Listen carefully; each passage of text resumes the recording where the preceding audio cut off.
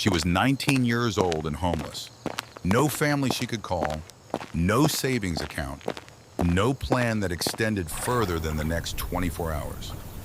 Just a canvas backpack with a broken zipper on the left side, a duffel bag held together with a bungee cord she'd found in her father's garage, and a coffee can, an old Folgers can, the kind with the red plastic lid that snaps on with a satisfying click with $10 left inside it. $10. That was all that remained between Clara May Holt and the open air.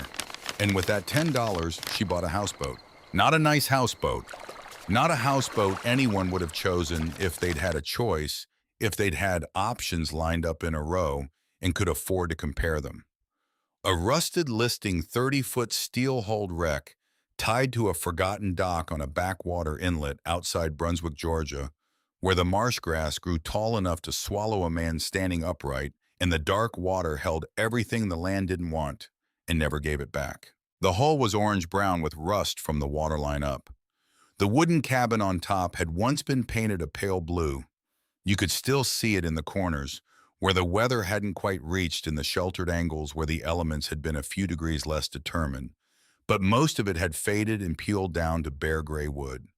Soft and fibrous wood that had given up trying to be anything but what the years had made it. Two small windows faced the dock, the glass fogged with age and salt, and the slow deposit of a decade of neglect. The door hung crooked on its hinges. A life ring dangled from the stern rail on a rope so rotted it wouldn't have held a child. The ring itself faded from orange to a pale washed-out pink. The man who ran the repair shop at the end of the dock said she'd be lucky if it floated through the summer. But what nobody knew, what no one standing on that dock on that warm Georgia morning could have known, what Clara herself could not have known, was that below the deck of that old houseboat, sealed inside a compartment that hadn't been open in years, was something that would change her life in ways she couldn't yet imagine.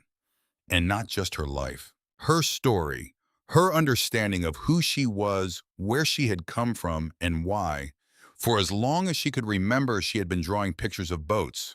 Hold that image for a moment, because we need to go there first, to the morning. Clara opened that compartment before we can tell you anything else. Before the backstory, before the journey, before the people, in the places, in the long thread of events that led a 19-year-old girl with $10 and a broken zippered backpack to a rusted houseboat on a Georgia inlet. She is kneeling on the rough wooden floor of the boat's lower deck. The space is cramped around her, the ceiling low. The walls close the air, carrying the mineral smell of old metal and standing water, and years of being sealed away from light. There is a flashlight in her left hand. Her right hand is resting on the lid of a wooden footlocker, old and heavy. Its brass corner fittings tarnished to a deep brown, its leather straps dry but still intact, still doing the work they were made to do. A padlock rusted solid has just been cut through with a hacksaw. The padlock is sitting on the floor beside her knees, still warm from the friction of the blade, making a small dark oval of contact with the old wood. Clara is not moving. She is not moving because in the 30 seconds since the lock fell, she has not been able to make herself open the lid. Something about the weight of what might be inside, something about the 40 years of undisturbed silence. She is about to break the sense that whatever is in this box has been waiting in the dark for a very long time, and that waiting is a kind of patience she owes some respect to before she ends it. The man kneeling on the deck above her, Ray Decker, who owns the repair shop and who has the kind of deep stillness that only comes from decades of working with his hands on things that require patience rather than force, says nothing. He does not prompt her, does not lean down through the hatch to see what she is doing. He just waits. That is the moment we are moving toward. To understand how Clara got there, to understand what she found and what it meant and why it meant what it did, we need to go back to the beginning. To a small town in the flat, dry, landlocked center of Mississippi, where the nearest body of water was a muddy stock pond behind the Holt property, and where a girl named Clara May Holt had been drawing pictures of boats since before she was old enough to hold a crayon without pressing too hard and breaking the tip. If this is the kind of story that means something to you, stay with us. Tell us in the comments where you're watching from. We love to know how far these stories travel. Let's go back to the beginning. The town was called Grayfield, Mississippi. Population 2,800 on the last census, though the number felt generous to anyone who tried to walk from one end of Main Street to the other. One stoplight blinking yellow after 10 at night. A grain elevator at the edge of town that hadn't operated since the late 90s, its corrugated sides sun-bleached to the color of old bone. Two churches, First Baptist and the Methodist one on Clement Street, that had been trying to repair its bell tower since 2004, and a diner called Mabel's that served the same breakfast menu every single morning and had since 1971, when Mabel herself had opened the doors and decided that the world did not need another restaurant trying to be something it wasn't.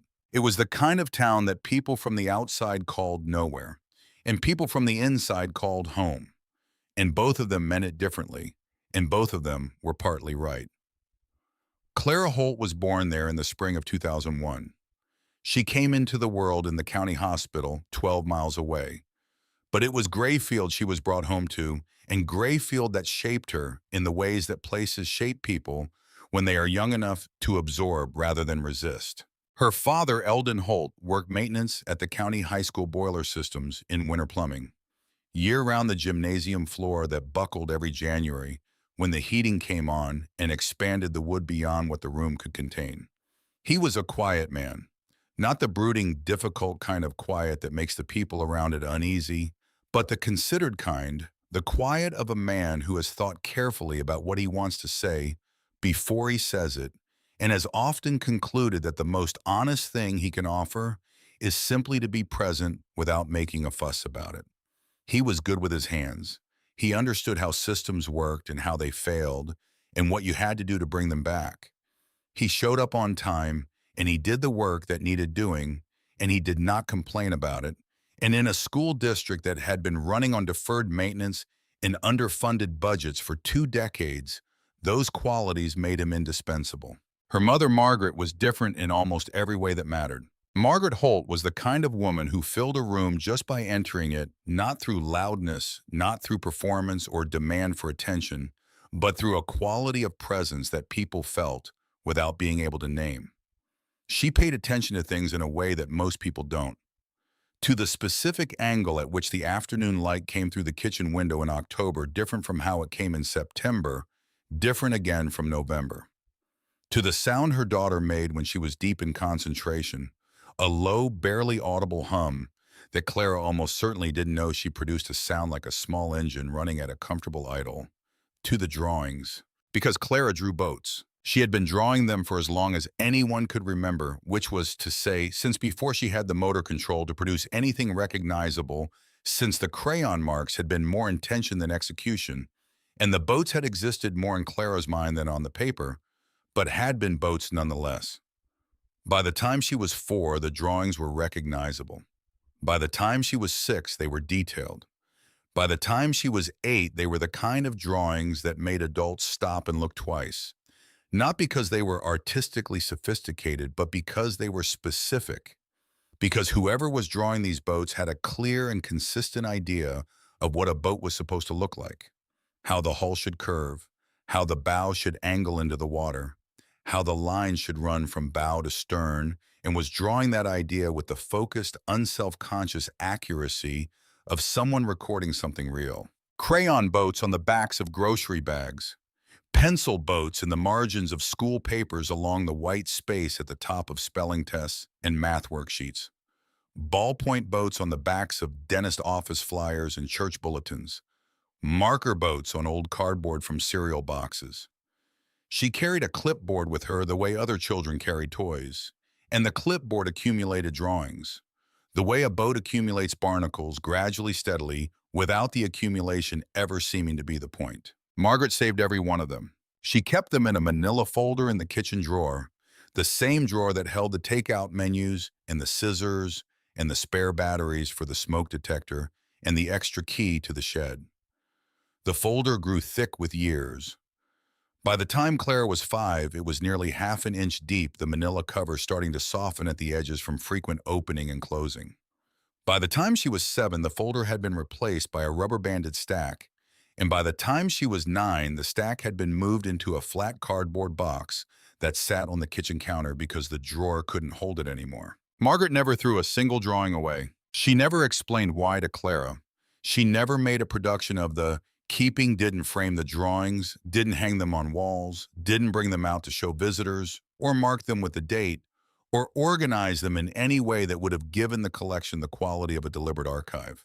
She just kept them with the quiet seriousness of someone who recognizes something worth preserving and trusts the recognition without needing to justify it to anyone, including herself. Years later, Clara would understand what her mother had seen in those drawings. She would understand it standing on the deck of a rusted houseboat in Georgia with $10 left in a coffee can and an entire life left to build. But she wasn't there yet. Margaret Holt died in the spring of 2012. Clara was 11 years old. A brain aneurysm. The specific devastating arbitrariness of it, the way it arrived with no warning, no let-up, no chance to prepare, was something Clara would spend years trying to find a way to carry without it cutting her every time she picked it up. One moment, Margaret was standing at the kitchen counter mixing a marinade for the chicken she'd planned for dinner, a dish she'd been making since before Clara was born, and knew well enough to do without looking at a recipe. The next moment, she was on the floor. By the time the ambulance arrived, she was somewhere beyond reach, somewhere the paramedics and then the doctors could observe but not follow. She died at the county hospital 2 days later without having regained consciousness. It happened on a Thursday. Claire had been at school in the middle of a social studies test she had been preparing for all week. Eldon had gotten the call during fourth period when he was up on a ladder in the hallway replacing a ballast in one of the fluorescent light fixtures. He came down the ladder and drove to the hospital and did not call the school until he knew what he knew. The thing about sudden death, the specific cruelty of it, the thing that distinguishes it from the deaths you see coming and can begin to grieve in advance, is that it leaves no time for the word last. No last conversation, no last meal together, no last ordinary morning in which you pay the kind of attention that last things deserve. You don't know it's the last until it already is, and by then the door has closed and there is no reopening it. Clara's last memory of her mother was Margaret handing her a brown paper bag lunch that morning at the kitchen door. The bag was folded down at the top, and Margaret had written CMH on the front in black marker, the way she always did, as if Clara might forget which lunch was hers among the dozens of children bringing brown bags to that school. Clara had taken it without fully looking up from the drawing she was finishing on the kitchen table. A tugboat working through a harbor entrance, rendered in blue ballpoint pen on the back of a flyer from the dentist's office, the whole detailed the wake lines careful. She had not said a real goodbye. That was the thing she carried, not the grief itself, which was enormous, and which she learned to organize over the years into something she could live alongside, but the specific weight of that missed moment. The ordinary morning she hadn't paid enough attention to, because there was no reason to, because there had always been tomorrow. Eldon Holt did his best after that. Everyone in Grayfield used that phrase about him with the sympathetic resignation that small towns develop when they are describing situations that resist easy solution. He did his best. He showed up. He cooked dinner, simple things, things he had learned to make well enough that they didn't require concentration that he could produce while moving through the kitchen on a kind of muscle memory that left his mind available for whatever it was doing in the other place. It had started going. He attended Clara's school events. He signed the permission slips. He remembered her birthday and made sure there was a cake, even if the cake came from the grocery store, and was decorated with a generic sentiment he hadn't written himself. He packed her lunches, though he never wrote her initials on the bag. But something in him had gone quiet in a way that went deeper than his natural quietness. Margaret had been the specific gravity around which his words had organized themselves, the person whose presence made his silence comfortable rather than empty, whose attention gave his attention somewhere to go. Without her, the words scattered and settled wherever they happened to land, and mostly they stayed there. By the time Claire was 15, she had learned to move through the house the way you move through a space in the dark carefully, without disturbing anything, finding the path by feel, because the light had changed and the old orientations no longer worked the same way. She got a job at 16. Decker Marine Supply was a 45-minute bus ride from Grayfield, set just outside the city limits of Carthage, along a stretch of highway that held a feed store, a tire place, and not much else. The building was long and low, set back from the road behind a gravel parking lot that filled with trucks on weekends and was mostly empty on weekdays, with a hand-painted sign above the entrance that had been touched up so many times over the years that the letters were slightly different thicknesses, the D and the M bolder than the rest from a recent coat, the ampersand thinner, the whole thing readable and imperfect and entirely honest about itself. Inside, boat parts, marine hardware, navigation instruments, safety equipment, charts, rope, the kind of specialized inventory that had a smell, machine oil, and the faint salt ghost of water that had never actually been anywhere near the store, but existed in the materials nonetheless. In the fiberglass and the marine epoxy and the rubber gaskets, a memory of the ocean encoded in things manufactured for it. The owner was Earl Decker. Earl was 62 years old, former United States Coast Guard rescue swimmer, which meant he had spent his 20s being put into the ocean in bad conditions to pull people out of it, and which had given him the specific patience of a man who has learned that urgency and panic are not the same thing, and that the second one is almost always counterproductive.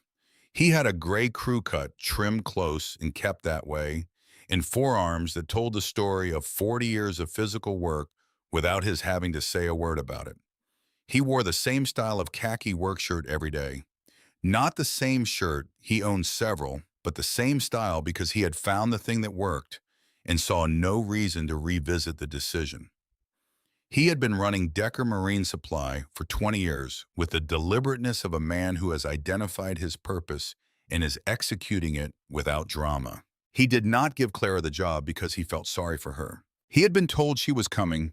A teenager from Grayfield needed part-time work, was reliable and interested in boats, and he had said he'd talk to her, which was not the same as saying he'd hire her.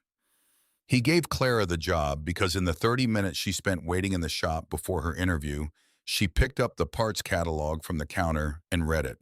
And when Earl came out from the back and asked what she thought of the inventory, she said, "Why do you stock two different marine epoxies at this price point when the cheaper one has better adhesion ratings for steel below the waterline?" Earl looked at her for a moment.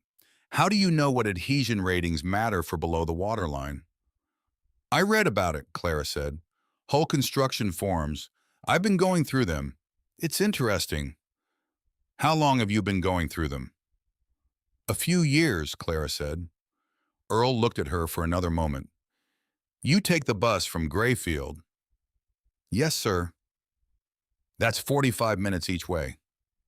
"Yes, sir." "You do that 5 days a week?" "I'd do it 6 if you had the hours for it." Earl hired her that afternoon for 3 days a week, which became 4 within the month, and stayed at 4 through the 3 years she worked for him. Not because he couldn't use more hours, but because she was still in school, and Earl was of the opinion that school had its purposes, and that a person who found those purposes could pursue them without his interfering. Over those 3 years, Clara Holt learned more about boats at Decker Marine Supply than most people learn in a lifetime of owning them. She learned from the catalogs and the technical manuals she borrowed from Earl's shelves and returned with careful penciled notes in the margins. She learned from the customers who came in knowing exactly what they needed, and the customers who came in knowing only that something was wrong and needing someone to help them identify what. She learned from Earl himself, who taught in the way of people who have been doing a thing for a very long time, not through formal instruction, but through demonstration and the specific kind of comment that trusts you to understand it without elaboration. She learned that ropes are called lines on a boat, and that the difference matters in an emergency because you do not have time to point and say that rope thing. She learned to splice a 3-strand line and a braided line, and to do it by feel and low light, working the strands through each other with the patient rhythm of someone who has done it enough times that the hands know the sequence without the mind having to supervise. She learned to read a tide chart to identify a vessel by its hull form at a distance, to understand the relationship between freeboard and displacement and stability, to know what a bilge pump does and what happens to a boat when one seizes at the moment it's needed most. She learned that a boat is a system. Earl taught her the thing he believed most deeply about systems, that if you can understand how a system works, you can fix it. And if you cannot see the system, if you can only see the effects of it, the symptoms, the surface manifestations of the failure, then you are at its mercy. A boat is a system. An engine is a system. A house, a farm, a business, a family, all systems, all subject to the same basic principles of input and output and feedback and failure, all repairable by someone who takes the time to understand them rather than simply reacting to what they see. Clara listened to everything.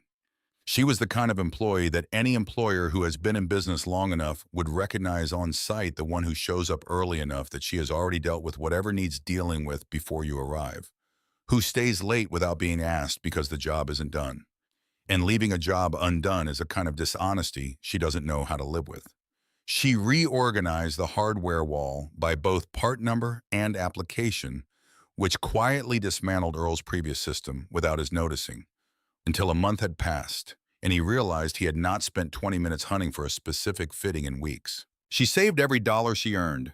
Old Folgers can back of her closet behind the shoe rack, where there was enough shadow that you wouldn't notice it unless you were looking.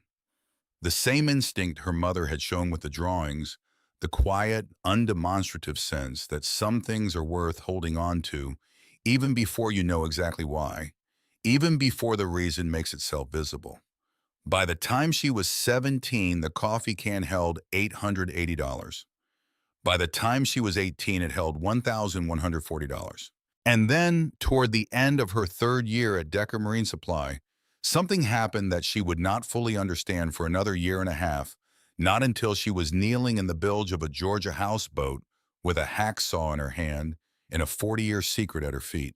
On a slow Tuesday afternoon in October, when the shop was empty and the light coming through the front windows had the particular honey gold quality of a Mississippi autumn, that specific late afternoon angle that makes everything it touches look considered deliberate chosen, Earl came out from the back office with something in his hand. A piece of paper folded twice the creases worn soft with age, the paper itself slightly yellowed at the edges. He set it on the counter in front of Clara without explanation. She looked at it, then at him. "Open it," Earl said. She unfolded it. It was a letter, handwritten in a looping, careful cursive that Clara recognized the way you recognize a piece of music you haven't heard in years, not consciously first, but somewhere below the level of conscious thought, in the place where the oldest memories live before the mind catches up to them. The handwriting was her mother's. The date at the top was March 2009, 3 years before Margaret died. Clara had been 7 years old. "Dear Mr. Decker," the letter began, "my name is Margaret Holt. You do not know me. I am writing because I have a daughter who is 7 years old and who draws boats the way other children draw houses, with a specificity and a seriousness that I do not believe she is old enough to fully understand yet. I am not certain I fully understand it either, but I know enough to know that she is drawing towards something, something she doesn't have words for and I don't have words for, but that shows up clearly in everything she puts on paper. I am writing to ask whether, if that something should ever bring her to your door, you might consider pointing her in the right direction. I have read about your shop and about your background. I believe you are the kind of man who would know what the right direction was for a girl like this, with this particular kind of attention and this particular pull toward the water. I don't know when she'll come or if she'll come, but she draws boats the way people draw the things they're looking for without knowing they're looking. So I am writing this in the hope that when she arrives, you are there. Sincerely, Margaret Holt, Grayfield, Mississippi." Clara read it once at normal speed. Then she went back to the beginning and read it again slowly, the way you read something when you need to confirm it is real. Going over each word, testing its weight against what you know about the person who wrote it, asking the question that the reading cannot answer, which is how. How her mother had known when Clara was 7 years old that this particular man at this particular supply store 45 miles away was someone worth writing to. How she had imagined from so far away and so many years ahead that Clara would end up here. How she had looked at a 7-year-old girl drawing boats on the backs of grocery bags and understood not just what the girl liked, but where the liking was pointed, what it was moving toward, where it intended to arrive. It was real. Her mother had written this letter in 2009. She had written it, sealed it, addressed it, put it in the mail, and then, as far as anyone could tell, never mentioned it again. She had not told Clara. She had not apparently told Eldon. She had simply done the things she believed needed doing and then trusted the world to do its part. Building a net before Clara knew she was going to fall. Clara did not cry in the shop that day. She had used most of her crying in the year and a half after her mother died, had worked through the acute phase of it with the thoroughness of someone who understands that grief postponed is grief stored, and storing it does not make it smaller. But her throat was tight in a way that made speech difficult, and she did not try to speak. Earl did not press her. He just picked up the letter when she set it down, refolded it along its old creases, and returned it to his shirt pocket. "She knew you," he said, not elaborately, not with any of the additions that would have diminished it. Just that, and then he went back to work. Has there ever been someone who planned a future for you before you knew you'd need one? Who looked at you, really looked the way some people look at the water or the land or the long horizon line, and saw not just who you were, but who you were going to become, and quietly arranged things accordingly? That is what Margaret Holt did. And that is what Clara May Holt was still learning the full shape of years later, when the last of what she had left in the world disappeared in the space of 11 days. Eldon Holt died on Clara's 19th birthday, April 14th, 2020, a Monday. The evening news was on the same program he had watched every evening at the same time for as long as Clara could remember. He had been sitting in his brown corduroy recliner, the recliner he had occupied every evening since Margaret died, in the same position facing the same wall visible from the kitchen when you came in the back door, and he had simply stopped. A cardiac arrest, sudden, complete, without warning or preamble.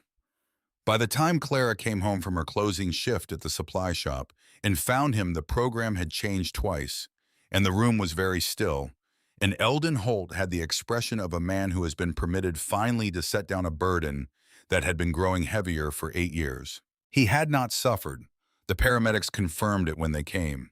The cardiac event had been massive and immediate. He would not have been conscious for more than a few seconds. Claire was grateful for that, in the specific, complicated way you are grateful for things that should not require gratitude. That death, when it came, was clean. She sat across from him for a while before she called anyone, because there was no urgency now and she needed the time. The television cast blue light across the room. Outside, a neighbor's dog barked twice at something in the dark and then went quiet. She sat with her hands in her lap and let the room be what it was. She had been watching her father fade for 8 years. Not dramatically, not in the way that makes scenes or demands attention or gives grief a clear target. He had simply been going the way a photograph left too long in the light. Go still recognizable, still present in outline, but progressively less detailed. Progressively further from the vivid original, until you look up one day and realize that what you are looking at is a copy of a copy and the original is gone. Now the process was finished. That was all. The going had arrived at its destination. She called the ambulance. She answered the questions. She signed the forms. She called Earl because there was no one else to call, no one else in her life who occupied the particular position of trusted adult, and Earl said he would be there in 45 minutes, and he was. What followed was the mechanical business of death in a small town. Arrangements.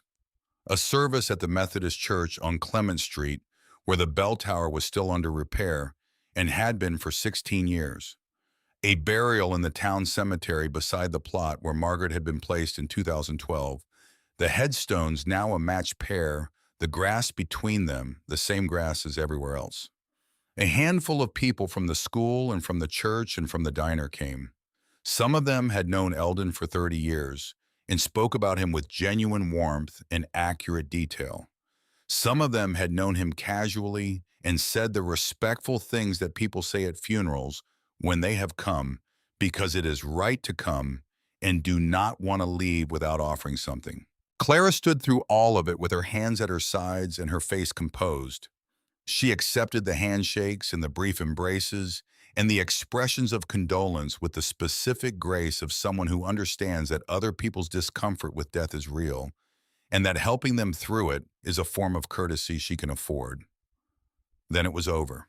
The landlord's name was Gerald Mosswood. He owned 4 rental properties in Grayfield, the Holt House, and 3 others, and managed them with the administrative efficiency of a man who had decided at some point in his 40s that sentiment and real estate do not coexist productively, and that operating on that principle, while it sometimes required difficult conversations, produced better outcomes for everyone in the long run. He called Clara 11 days after the funeral.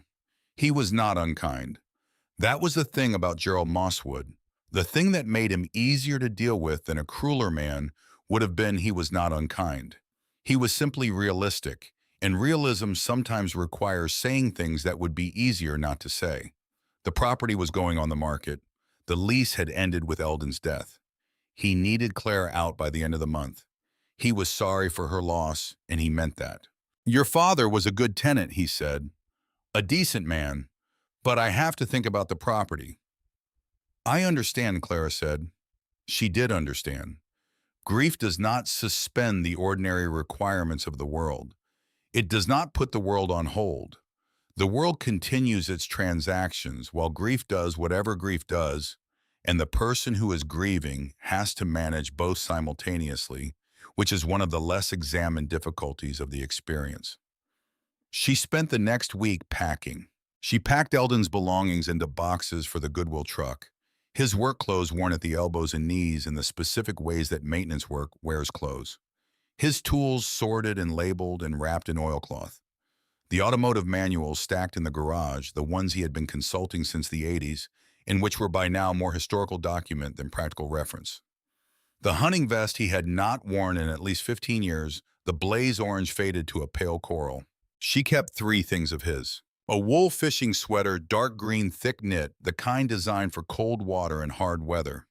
It still carried something of him in the fibers, not his cologne, which he had never worn, but the particular combination of machine oil and something else she had never identified, but which meant Eldon to her the way certain smells mean certain people without any rational accounting for why. She pressed her face into it once standing at the edge of the closet and then folded it carefully and put it in the backpack. A framed photograph taken in the summer of 1998 at a lake in Tennessee that she did not know the name of. Her parents standing at the water's edge, squinting into the afternoon sun, her mother laughing at something off to the left of the camera's frame. Her father in the specific way of a man who does not photograph naturally, almost smiling, almost there. His face in the process of becoming something warmer than his usual expression caught mid-arrival.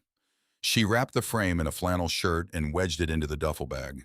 And the coffee can. The coffee can now held $1,128. 3 years of saving at Decker Marine, plus what remained from various other sources, overtime hours, occasional odd jobs on weekends, the cash she had been given by relatives of diminishing closeness at birthdays and Christmases over the years. She had not spent freely. She had never had a reason to spend freely, and so she had not. She packed her own life into the backpack and the duffel bag. Books, the boat building manuals she had borrowed from Earl's shelves, and been allowed to keep the field guides to coastal birds and salt marsh ecology she had been reading since she understood she was moving toward water. Work clothes. The clipboard with its current drawing, a catch-rig sailing vessel she had been working on for 3 weeks, developing from a design she'd found in a 1970s boat-building magazine in the back of Earl's shop. Her rain jacket, a handful of photographs, and then on the last night before the lease ended, she went through the drawers. Not with any specific purpose, just checking the way you check when you are leaving a place permanently and want to be certain that nothing important has been left behind. The kitchen drawers, the bedroom drawers, the end table beside the recliner where Eldon had kept his television remote, and his reading glasses, and various small things he had meant to deal with later and had not always gotten around to. In the bottom of the end table drawer, beneath a folded grocery receipt and a pocket-sized address book that hadn't been updated since the early 2000s, she found a small dark blue notebook. Not Eldon's handwriting. She knew that before she fully registered the fact. Eldon's handwriting was angular and cramped, the handwriting of a man who had spent decades filling out maintenance work orders with a pen that was perpetually half empty, pressing harder than necessary to get the ink to flow. This was different. Flowing deliberate, the cursive of someone who had been properly taught penmanship and had maintained the practice because they believed that how you wrote said something true about you. Her mother's handwriting. The notebook was half-filled. The entries had no consistent dates and no obvious organizing structure. Margaret had used it the way some people use a journal, not as a record of days, but as a place to put thoughts that needed to be somewhere other than in her head before they could become plans. Ideas set down so they wouldn't dissipate before she had figured out what to do with them. Most of the entries were ordinary, fragments of recipes she had been developing or wanted to try. Reading lists, some of which Clara recognized as authors or titles, Margaret had gone on to actually read some of which remained aspirational. Notes about the garden she had tended behind the house, which beds needed amendment in the spring, which varieties of tomato had done well in the summer's particular heat, what she planned to try differently next year. But near the back of the notebook, on a page that had been folded once and then smoothed carefully open and flat again, the kind of folding and unfolding that happens when you have gone back to something multiple times, consulting it, confirming it, Clara found 3 lines, written in her mother's hand. Nothing before them on the page, nothing after. Just 3 lines like coordinates. Georgia coast, Brunswick Inlet, Ray Decker, Earl's brother. The water there. Clara stared at the page. Earl had a brother named Ray. She knew this. Earl mentioned him with the comfortable infrequency of a man who has a sibling he is close to, without needing to talk about the closeness. The younger brother who had gone south instead of staying in Mississippi, who ran a marine repair shop on the Georgia coast, who could, as Earl had said more than once in the 3 years she had worked for him, teach you things about boats from the inside out that no parts catalog in the world could teach you. Clara had never had a particular reason to think much about Ray Decker, had never had a reason to think about Brunswick, Georgia, which was a city she would have been able to locate on a map, but had no specific knowledge of and no connection to. But her mother had. Her mother had written his name in this notebook, in this house, in this drawer, that Clara was only now going through because she was leaving the place forever and wanted to be certain she hadn't left anything important behind. Had written his name alongside a specific location, a specific inlet, a specific piece of water on a specific piece of Georgia coastline 2 states south of Grayfield, Mississippi. Her mother had not only written Earl Decker a letter asking him to watch for Clara. She had gone further than that. She had identified a destination, a specific person, a specific direction. She had done the research, Earl's brother, his location, the nature of the work, and she had written it down so it would be there to be found. She had drawn her daughter a map. And Clara May Holt, 19 years old, standing in an empty living room in a house she was leaving the next morning with a backpack and a bungee-corded duffel bag and $1,128 in a coffee can, had just found it on the last night of the last chance to find it. She did not cry, but she sat down on the floor of the living room with the notebook in her lap and the television off and the house very quiet around her, and she thought about the specific patient love of a woman who had known her daughter so completely and so clearly that she had prepared a path forward years before Clara would need it. A path that Clara was now standing at the beginning of 8 years after Margaret had stopped being able to walk it with her. She sat for a long time. Then she called Earl. Brunswick, she said. A pause on the line. Ray's place, Earl said. Not a question. She wrote it down. In a notebook I found tonight. Ray Decker, Brunswick Inlet. The water there. I don't know when she wrote it. I don't know exactly how she knew about it, but it's there in her handwriting. A longer pause. The kind of pause that means a person is thinking about something they have already thought about many times before and are now thinking about in a different context. I'll call him tonight, Earl said. He'll know you're coming. Earl, Clara said, I don't know what I'm looking for. No, Earl said, but she did, and that's enough to start with. She pulled the door of the house shut behind her at 7 the following morning. She stood on the porch for a moment and looked at the door.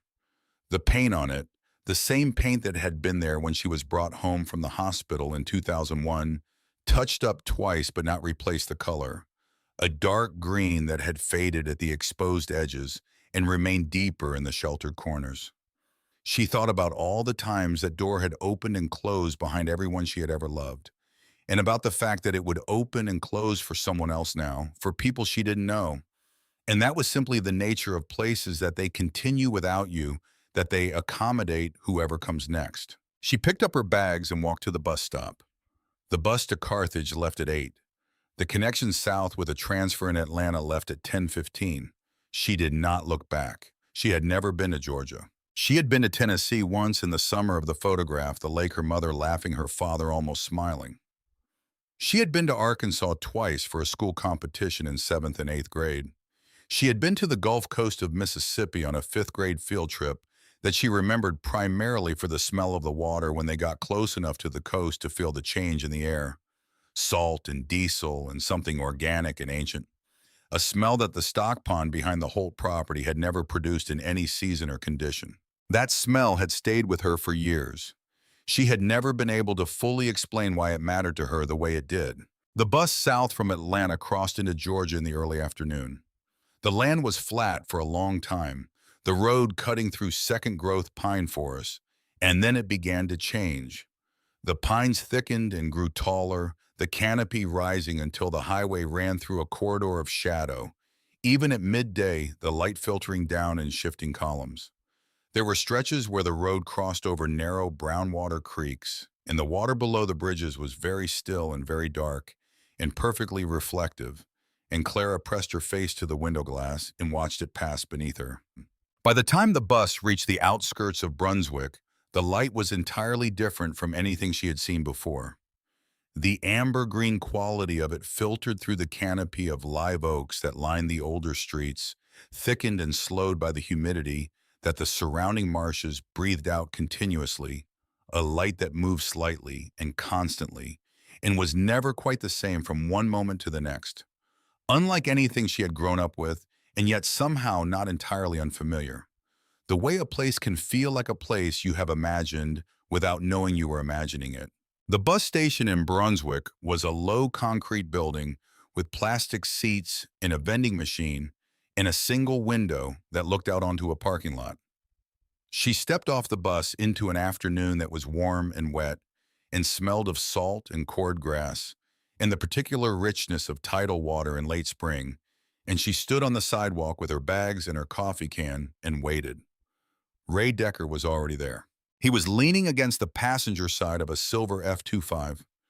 Oh, that had seen better decades. The front quarter panel on the driver's side had been repainted at some point in a blue that was close to, but not quite the original silver, and the rear bumper carried a long, horizontal scrape along its bottom edge that had been there long enough to develop its own rust, a permanent record of some ancient contact with something immovable. He was roughly his brother's height, but heavier through the shoulders, built the way men are built when their work has been primarily physical for 30 or more years. He had a gray-brown beard that he had not been particularly attending to, and he was wearing the same style of work boots that Earl wore, the leather at the toes scuffed beyond recovery. He nodded when she came through the door. Clara May, he said. Mr. Decker. Ray, he said. He reached for the duffel bag on her shoulder without asking, took it, put it in the truck bed. Earl says you know your stuff. Earl is generous. Earl doesn't do generous, Ray said. He does accurate. He didn't say much else. He drove with one hand on the wheel and one elbow out the open window and let the warm, salt-thickened evening air do most of the talking, which suited Clara. She was tired from the bus, tired in the bone-deep way of someone who has been running on logistics and forward motion for weeks, and is only now, with the immediate decisions made and the next step underway, beginning to feel the weight of what has been happening. They left the city behind and traveled south on a two-lane road through marshland that seemed to go on indefinitely in every direction, an enormous flat world of cordgrass and dark water dissected by the road and interrupted only occasionally by a stand of pine or a cluster of live oaks trailing Spanish moss in long gray curtains. The sky above the marsh was the kind of sky that only exists over very flat, open ground near water, a sky with genuine scale, with clouds that had room to be architectural, a sky that reminded you of how much sky there actually was and how little of it you normally saw. Clara watched all of it through the window. After about 15 minutes, Ray spoke. "Frank's boat," he said. "Earl tell you anything about it?" "He said it belonged to a man who died, that there were back fees on the slip." $10, Ray said. "Marina was going to sell it for scrap. I told him I'd hold it a while." He paused, and in the pause was something specific, something considered. "Figured someone might come for it." He said it the way people say things when they mean something more particular than the words contain, not vague but compressed, waiting to see if the listener would understand the compression or need it expanded. Clara did not ask him to expand it. The repair shop was 10 more miles south, down a dirt track through scrub oak that opened onto a yard at the water's edge. The shop itself was a large, open-sided structure with a corrugated metal roof, the kind of building designed to do its job, and nothing else functional to its bones, comfortable in its purposefulness. Concrete floors, tools on pegboards, engines on stands, and dollies in various states of disassembly. The smell of the place was layered in specific diesel and fiberglass, in marine epoxy and salt air and machine oil, all of it combined into something that Clara, who had been working with these materials for 3 years, found as close to comfortable as any smell she knew. A dock extended from the back of the property into the inlet. A flat-bottomed John boat was tied at the near end. A cabin cruiser with waterline growth on its side sat in the middle. An aluminum center console with a missing outboard bracket was at the far end. And beyond the center console, at the very end of the dock, listing 2 or 3 degrees to port, was the houseboat. Clara set her bags down and walked to the end of the dock. 30 feet of steel-hulled vessel, once painted white, now a comprehensive record of rust. Not decorative rust, not the photogenic patina of something that could be called weathered. Real rust, deep oxidation that had worked its way through the surface coating to the metal beneath, leaving the hull pitted and rough, showing bare metal in several places along the waterline where the deterioration had gone furthest. The wooden cabin above the hull had been painted pale blue at some point, and some of that paint remained in the sheltered angles of the trim work, but the exposed surfaces were bare gray wood, swollen with years of humidity, the planking gapped and fibrous. One window was cracked. A wire ran from an exterior outlet to nowhere in particular, its purpose lost. The deckboards visible through the open stern had gaps between them from years of drying and contracting. An old life ring hung from the stern rail on a rope that could not have been trusted with any weight worth mentioning. The whole boat sat low in the water, not dangerously, not with the acute alarm of something about to go under, but with the heavy, weary lowness of a structure that has been holding itself together through sustained effort and is beginning to accumulate the cost of that effort in ways that show. But Clara saw something else. She saw the hull shape beneath the rust, the way the steel curved up from the keel and flared at the chine, the geometry of a hull designed for stability in slow water work for floating rather than speed. She saw that the steel was thick and properly framed, that the hull had been built with the redundancy of something designed to last, and that the years of surface deterioration, however comprehensive, had not reached the structure.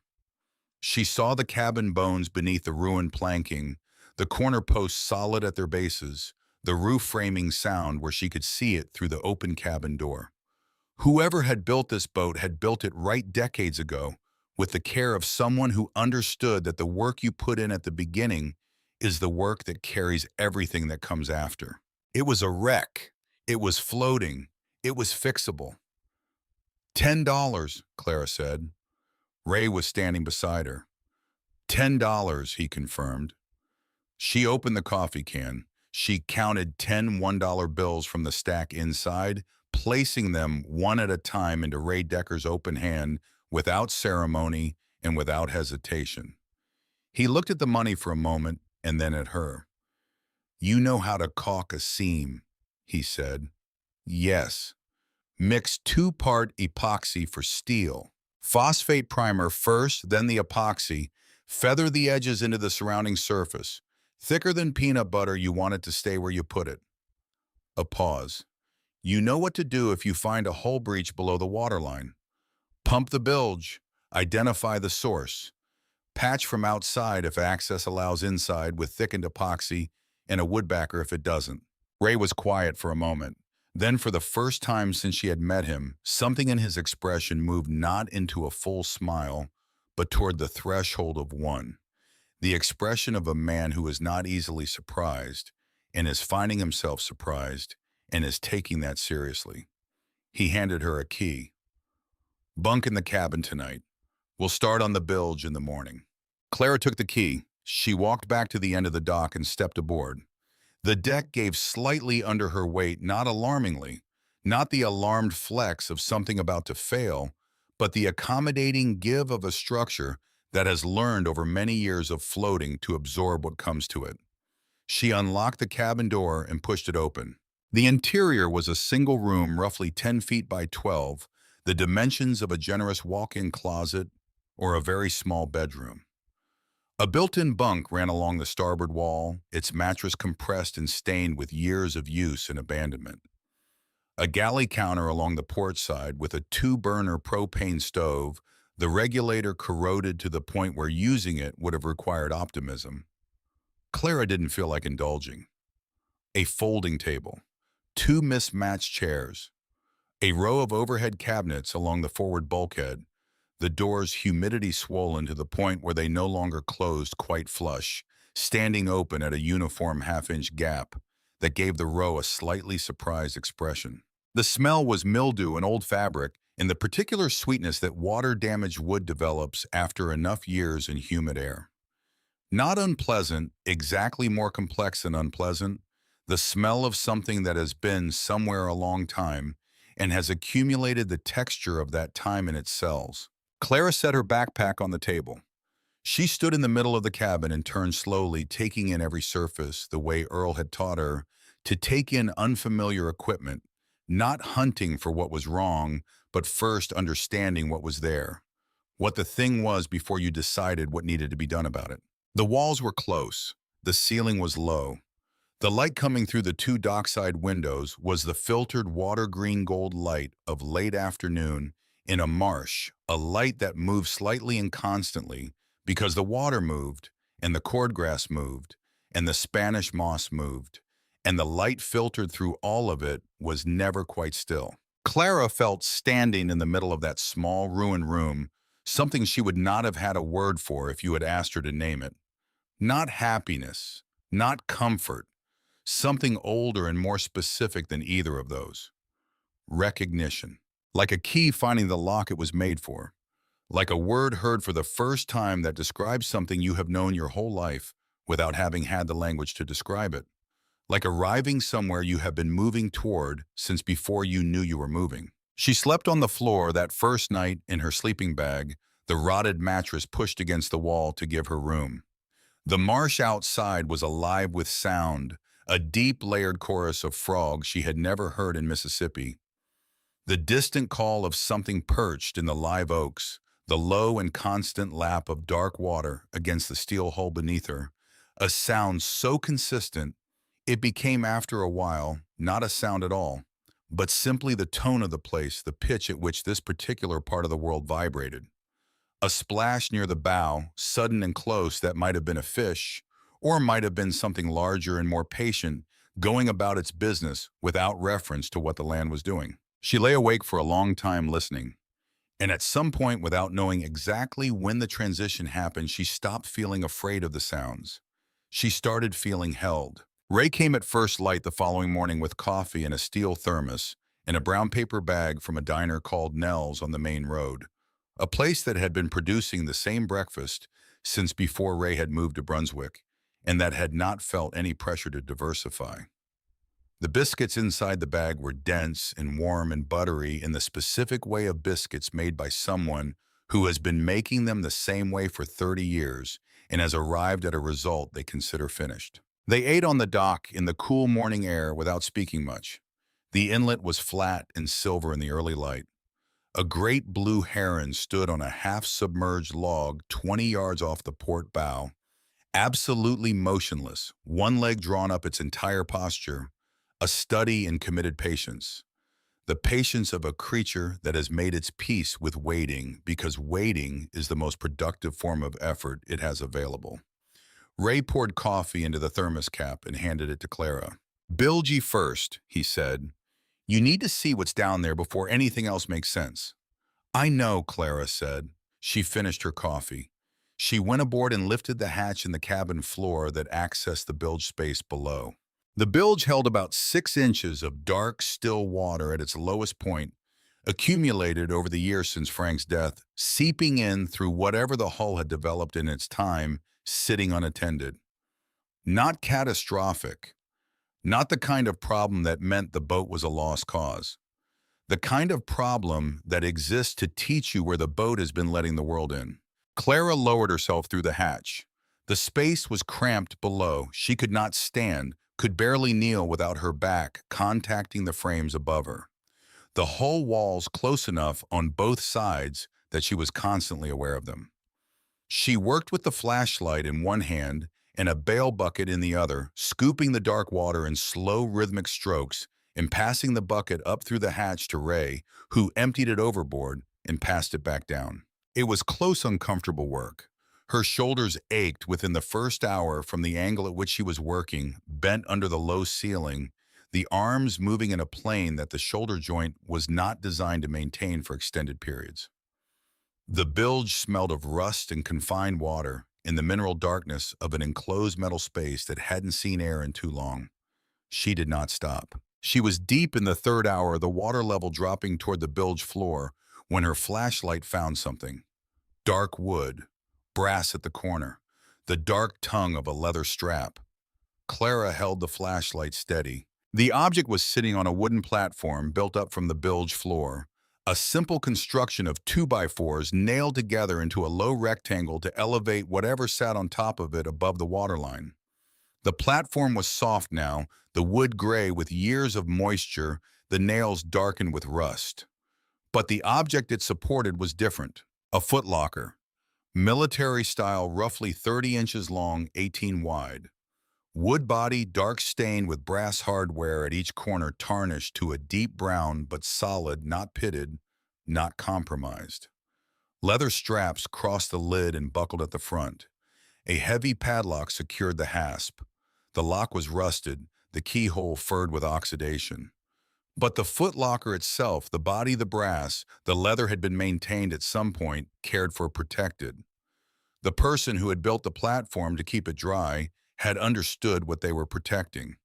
They had taken the time to protect it properly. Clara stared at it for a long moment.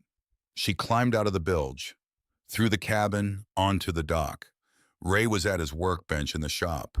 He came when she said she needed him to see something. He lowered himself through the hatch and crouched beside the footlocker holding the flashlight while Clara knelt across from him. For a moment, neither of them spoke.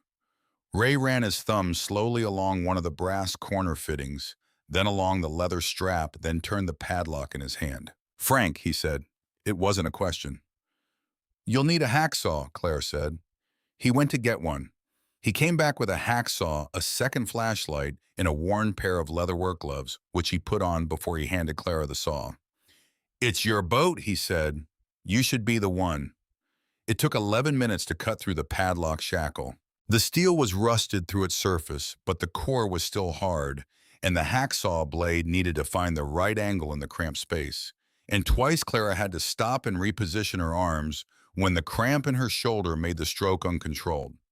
But she kept at it, the same patience, the same methodical pressure that any task requiring a blade requires. You don't force it. You let the tool do what it was designed to do, and you provide the consistency and the guidance, and you wait for the work to arrive at its conclusion. The shackle gave. The padlock fell to the bilge floor with a dull, flat sound, old metal landing on old wood, a sound without resonance like the period at the end of a very long sentence. Clara sat back on her heels. She looked at the footlocker in the beam of the flashlight. The lid was in front of her. The leather straps were unbuckled. There was nothing holding it closed now except the habit of being closed 40 years of it. And then she understood something that she had not understood 30 seconds earlier, and the understanding made her stop. This was the moment, the one she had seen in her mind in the flash of the flash forward, the one that had been waiting at the center of this story since the morning she first opened her eyes in this cabin. She was here now. The lock was on the floor beside her knee. The lid was in front of her. Everything that had brought her to this dock, to this boat, to this cramped, dark space below the waterline, everything her mother had arranged and everything Frank Meade had left, and everything Earl had kept, and everything Ray had held open, had been moving toward this exact moment. And the moment was now, and she had to open the lid. She lifted it. The inside of the footlocker was dry, completely, entirely, impossibly dry. The oilcloth lining that covered the interior surfaces had held thick, dark, still supple despite the decades, and had kept the contents as protected as the day they were placed inside. Arranged within the oilcloth in careful rows were canvas bags, small bags the size of the coin bags that banks use for sorting, each one tied at the top with a piece of brown twine and labeled with a paper tag attached by a thin wire loop. The kind of tag that used to come on luggage and briefcases in an earlier era. Small rectangular tags of stiff paper with a wire through a small grommet at one end. The ink on the tags had faded to pale brown, but in the flashlight beam and the stillness of the bilge, the writing on each one was legible. Each tag held a year, 1984, then a gap, 1986, 1987, then another gap much later. 1990, 1991, 1993, 1994. Clara picked up the first bag. Heavy.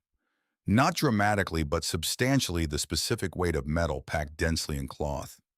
She untied the twine with the careful movements of someone who is aware that the thing in her hands has been waiting a long time and deserves that awareness.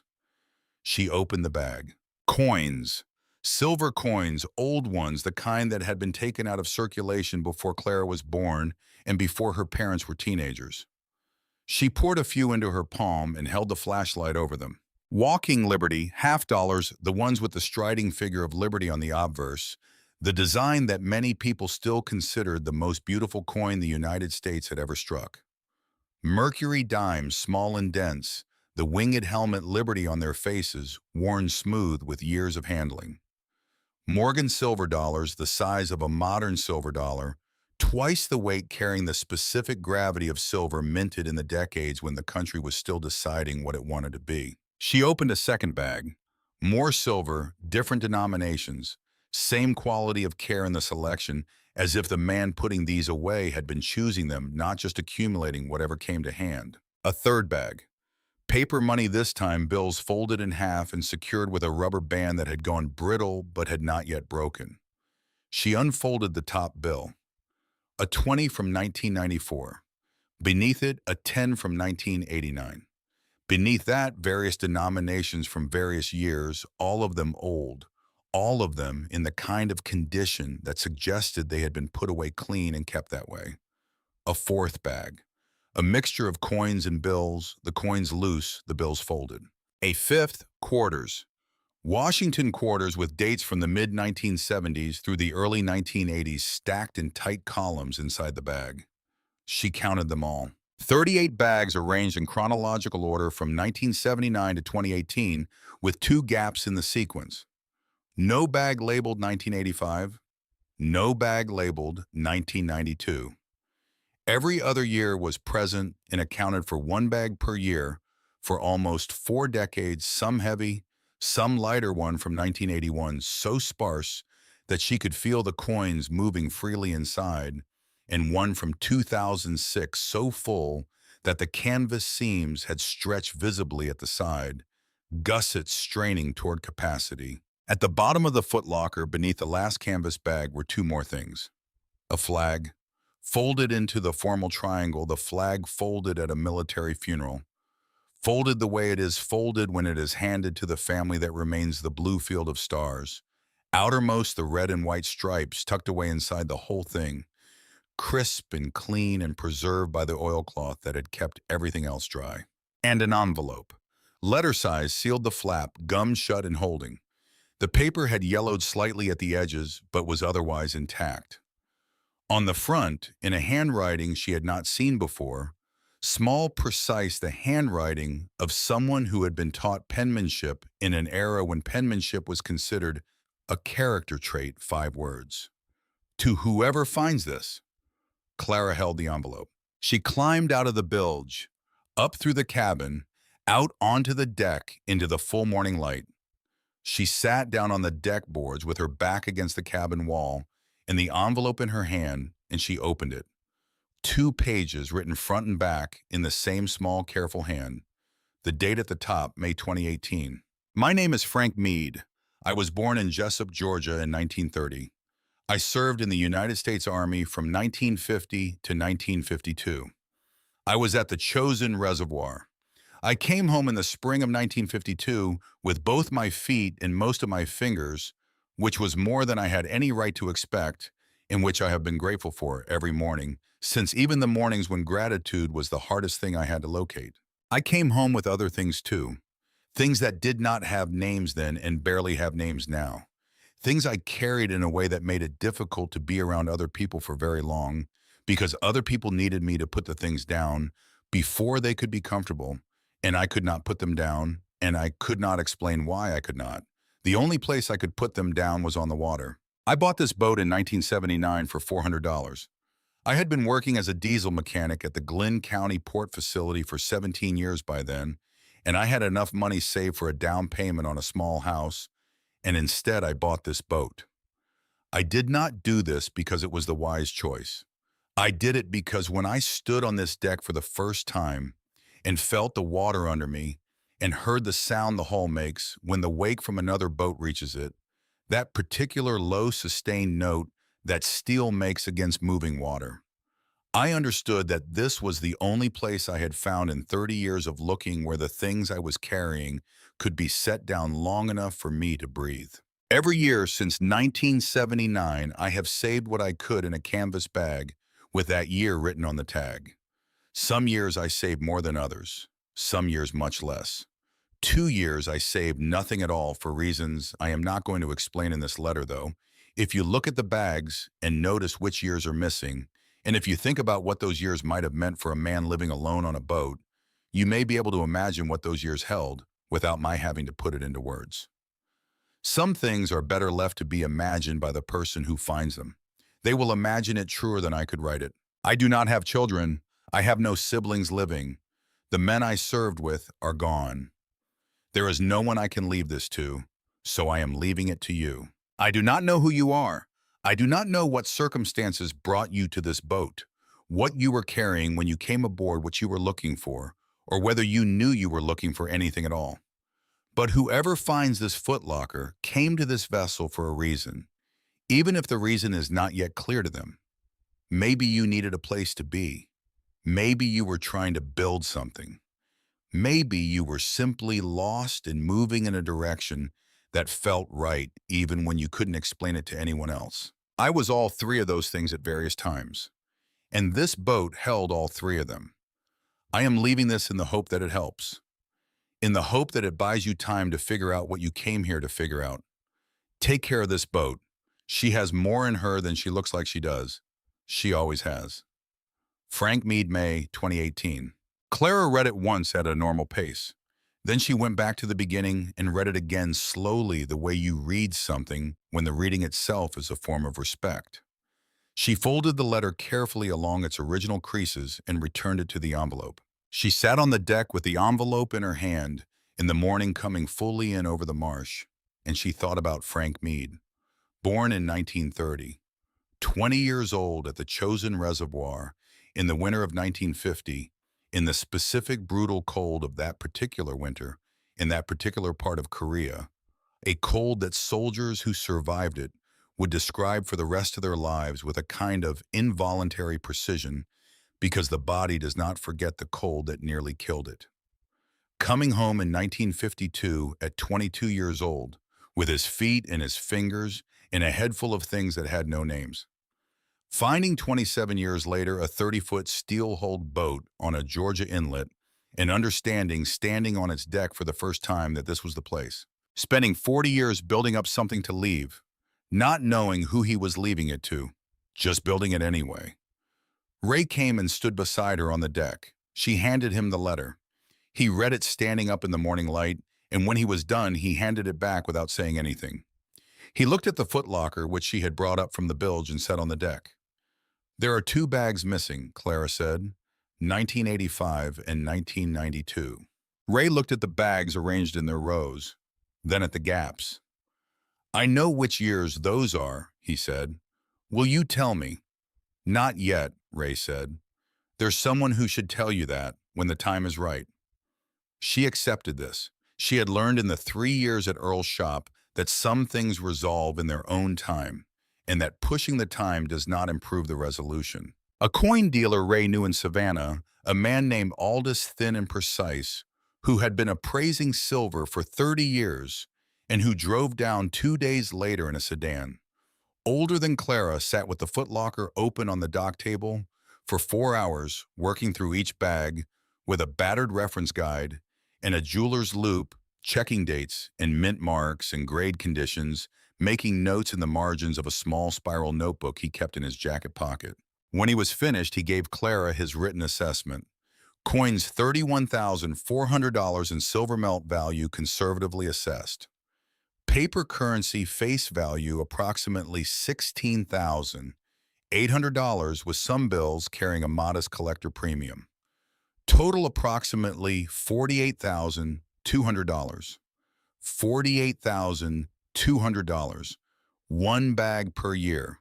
38 years of quiet, steady accumulation in a wooden box below the waterline. Clara opened a bank account in Brunswick 3 days later. The branch manager, a woman named Delia, who had worked that branch for 22 years and had in that time seen most of what a branch bank sees, read Frank's letter when Clara offered it by way of explanation. She read it twice with the same deliberateness Clara had and handed it back without comment. She opened the account. "You going to fix the boat?" Delia asked. "Already started," Clara said. "What does it mean when a man leaves everything he owns to a stranger he will never meet? What does it mean to save money you know you will not spend for a person you know you will not know, in the faith that someone worth leaving it to will eventually arrive?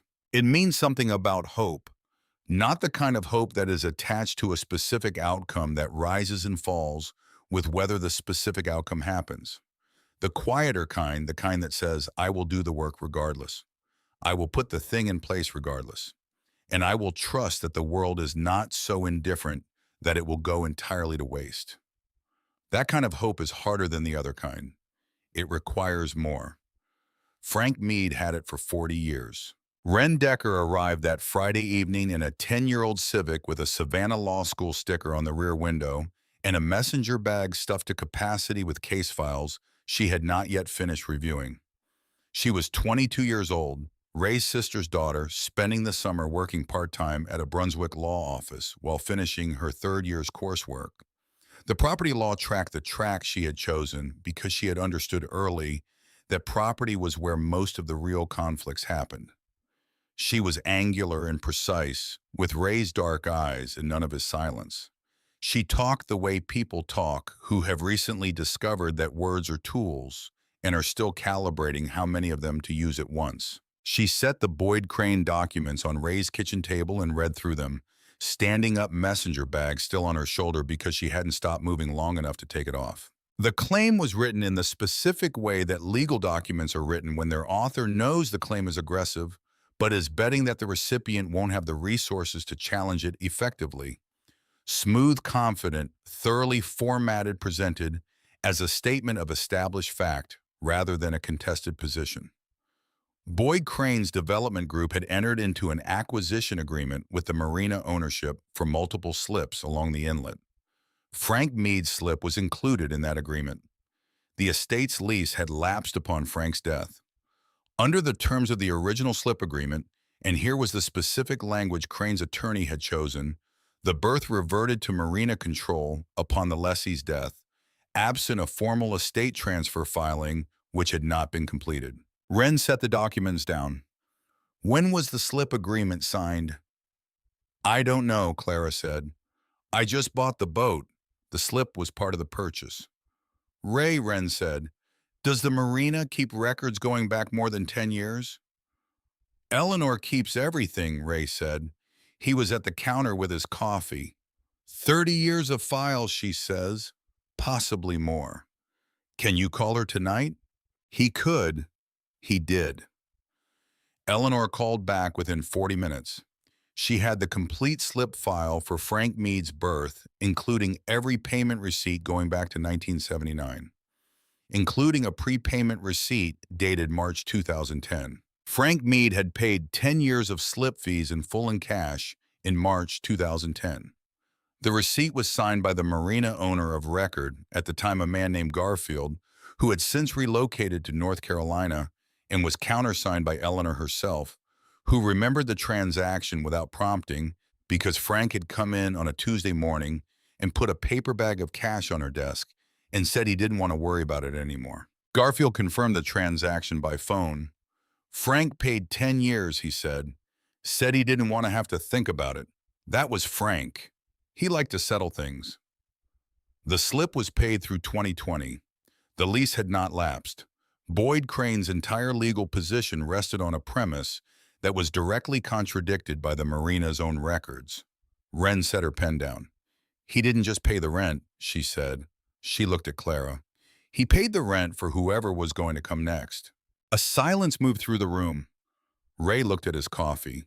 Clara thought about Frank Mead, 79 years old, driving to the marina office in the spring of 2010 and setting a paper bag of cash on Eleanor's desk because he didn't want whoever came next to have to worry about the slip fees. Not knowing who was coming, just knowing that someone should be able to arrive without that particular obstacle in the way. Wren filed the preliminary injunction the following Monday morning at the Glynn County Courthouse, supported by Eleanor's records and Garfield's phone statement, and a cover letter that laid out the factual basis in the specific way that makes an opposing attorney look at a document and understand immediately what they are dealing with. The injunction was granted within the week. Boyd Crane's attorney delivered an acknowledgement without apparent appetite for a fight on the merits. But Clara did not hear from Boyd Crane directly, and twice in the following week she noticed a dark blue sedan parked at the entrance of the dirt road that led to Ray's shop. Not moving, just parked the driver, not visible from where she was. The injunction was granted, but Boyd Crane's options were still being reviewed, and reviewing options was a different thing from abandoning them. She noticed the sedan and kept working. Because the hull was not going to repair itself, and the 60 days Boyd Crane had promised in his first visit had not expired. The legal situation was suspended rather than resolved, and the best response Clara knew to a suspended problem was to make herself as impossible to remove as possible, to put herself into the boat the way Frank had put himself into it year after year, bag after bag, so that whatever Boyd Crane's reviewed options turned out to be the question of whether Clara May Holt belonged on this particular vessel, at this particular dock, would not be a question anyone could answer other than yes. She pulled the houseboat from the water using the winch system Ray had built behind the shop, a cable and block arrangement designed to haul a hull up a set of timberways slowly enough to be controlled. The boat came out of the inlet in the early morning, the hull dripping the full extent of its condition, revealed in daylight for the first time since anyone had taken a serious look at it. It was bad. She had expected bad.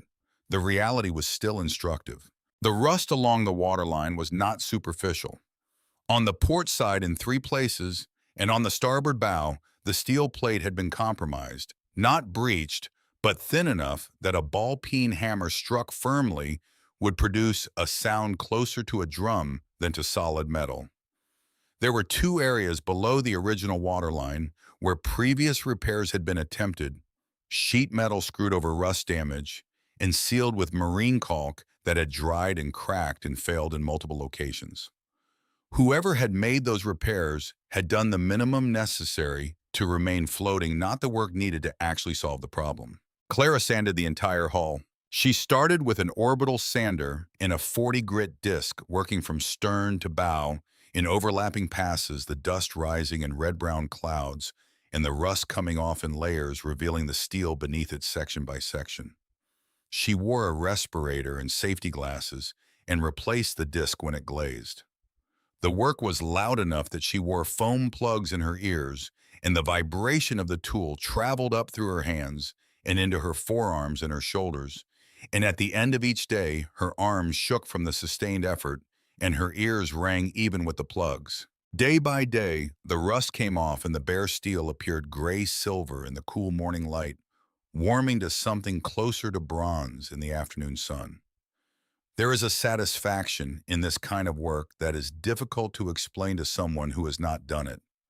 Not the satisfaction of the result that was still weeks away, but the satisfaction of the process itself, of the thing moving, of each pass of the tool producing a visible change in the material of the accumulated passes, adding up to something real. She treated the thin areas with phosphoric acid, which converted the remaining oxidation to iron phosphate, inert stable, a surface that marine epoxy would bond to. She mixed the epoxy to the consistency Ray had described, thicker than peanut butter, until it stays where you put it, and built up the compromised sections in layers, feathering each layer into the surrounding steel, coming back the next morning to sand and feather again. She removed the old sheet metal patches entirely and treated the steel beneath them the same way she had treated everything else. No shortcuts, no minimum. The work that needed doing, done the way it needed to be done. Ray watched without saying much. He corrected her grip on the mixing paddle once wordlessly by taking the paddle from her hand and demonstrating and handing it back. He told her one afternoon at the end of a long session of epoxy work that the port bow section she had rebuilt was better than he had expected. Then he went back to the engine he was working on, and Claire went back to her work, and the comment was enough. It was during the whole work that the community found her. Loretta Sims appeared on a Thursday evening driving a pickup truck with a styrofoam cooler in the bed, wearing a canvas apron she hadn't bothered to take off before leaving the inlet table. Her restaurant on the main road, the one that had been feeding Brunswick and its surrounding area since 1988, with a specific, uncompromised Southern cooking that requires actual time and actual attention and does not pretend to be anything other than what it is. She was 65 years old, wide-shouldered and deliberate, with the particular ease of a woman who has been feeding people for decades and has long since stopped needing to make a ceremony of it. She handed Clara a mason jar of Brunswick stew, still warm enough to heat your hands on. "You eat that tonight," she said. "You're too thin for the work you're doing." Clara thanked her. Loretta looked at the houseboat, not with the neutral assessment of someone evaluating property, with something more personal, more specific, the look of someone seeing something that connects to a long and complicated interior story. "Frank always said this boat had more in her than people gave her credit for," she said. She looked at Clara. "Same way he felt about himself, I expect." She came back the following Thursday with cornbread and a container of black-eyed peas. The Thursday after that with a pot roast in a mason jar that Clara ate over 2 days. The Thursday visits settled into the structure of Clara's week as naturally as the tide's regular, reliable, not requiring comment or acknowledgement beyond taking the food and being grateful. Clara understood over those weeks that the Thursday deliveries were not charity. They were a different thing, a promise Loretta was keeping to someone who was no longer around to see her keep it. Hank Pruitt came on a Saturday morning with a blue crab trap under each arm and the particular rolling gait of a man who has spent his working life on small boats in shallow water. His body adapted to the constant minor balance adjustments that such a life requires. He was 62, sun-darkened to a uniform brown with hands that were permanently stained at the knuckle creases from years of handling bait and salt water and the steel wire of crab traps.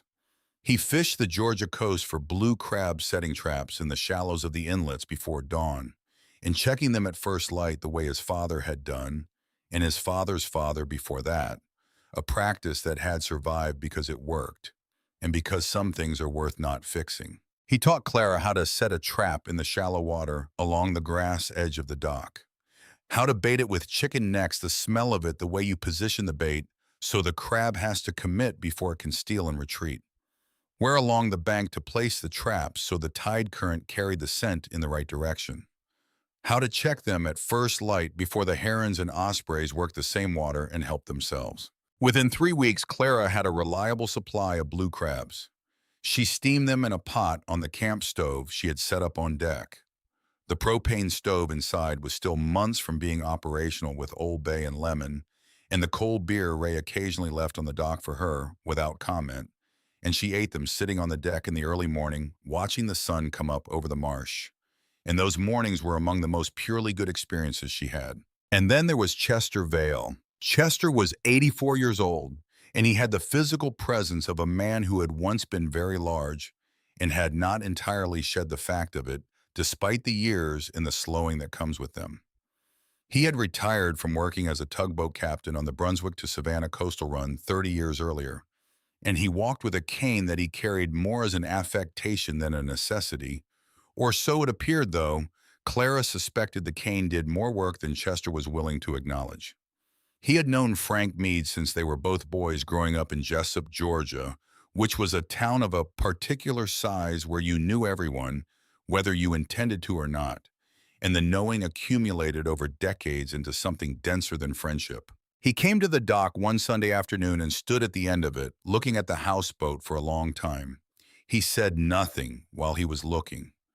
When he finally spoke, it was not to Clara specifically, but to the air in the general direction of the boat. "She looks different," he said. "She will," Clara said. He sat in the folding chair Ray had set out, a camp chair canvas, the kind that folds into a bag, and he watched Clara work, and occasionally, when the moment seemed to call for it, said something about Frank. About the war Frank had never talked about Chosin Reservoir in the winter of 1950, which Chester had not experienced, but which Frank had mentioned in the 60-plus years Chester had known him exactly 3 times each time. The same way, with the same deliberate distance. The way a man mentions something he has decided to carry alone and is not inviting discussion of. "He went in at 20, Chester said one Sunday while Clara was working on the cabin framing above him. "Came back at 22. Whatever happened in between, he kept it. Didn't try to put it into words because he said the words he had weren't equal to it." He paused. Said the only thing that helped was the water. The sound of it. The way it moves all the time but stays in its place. He said living on this boat, the water was always right there under him moving, and that the movement meant something to the part of him that needed something to mean something. He came back the following Sunday, and the one after that, bringing nothing, needing nothing, requiring only the chair and the proximity and the occasional willingness to talk. He had a dog, Chester said another Sunday. A black lab mix he called Sable. Had her for 14 years from a pup.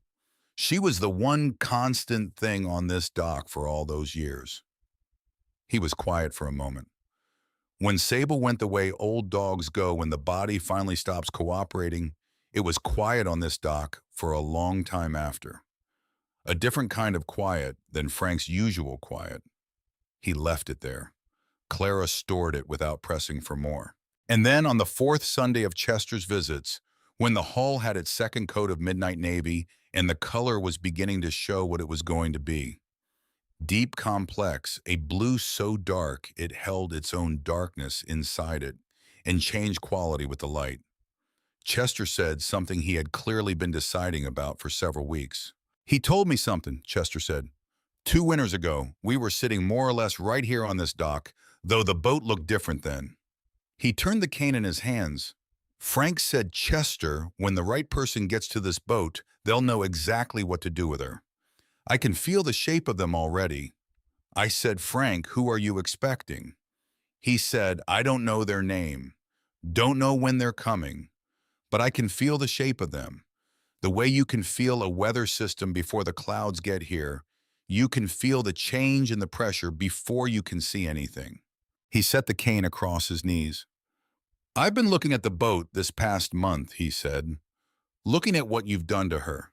He looked at Clara. He was right. Clara stood with a paintbrush in her hand, and the smell of marine enamel around her, and the marsh going golden in the late afternoon light. And she felt something move through her that did not have a simple name. Something between gratitude and grief, and the specific vertigo of understanding that a plan had been in motion around you for longer than you knew. She went back to the hull. There was still work to do. It was during the cabin reconstruction the hull finished. The midnight navy paint dried and sealed the cabin, stripped down to its steel deck and bare framing, that she found the photograph. She had been cleaning the footlocker that morning, not the money, but the box itself, which she had decided to keep. She was working a soft cloth along the interior oilcloth lining, careful at the corners and along the seams when the cloth caught on the lower edge of the end panel. She investigated. The oilcloth had come loose from the wood at one corner, the adhesive finally releasing, after decades not rotted, just done.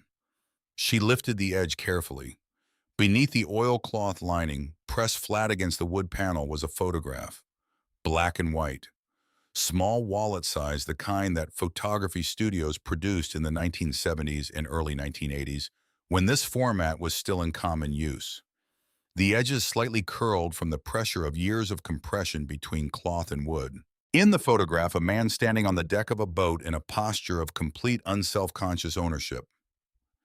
"This is my place," the posture said, and the saying was so certain that it required no emphasis. He was perhaps 35 years old in the image.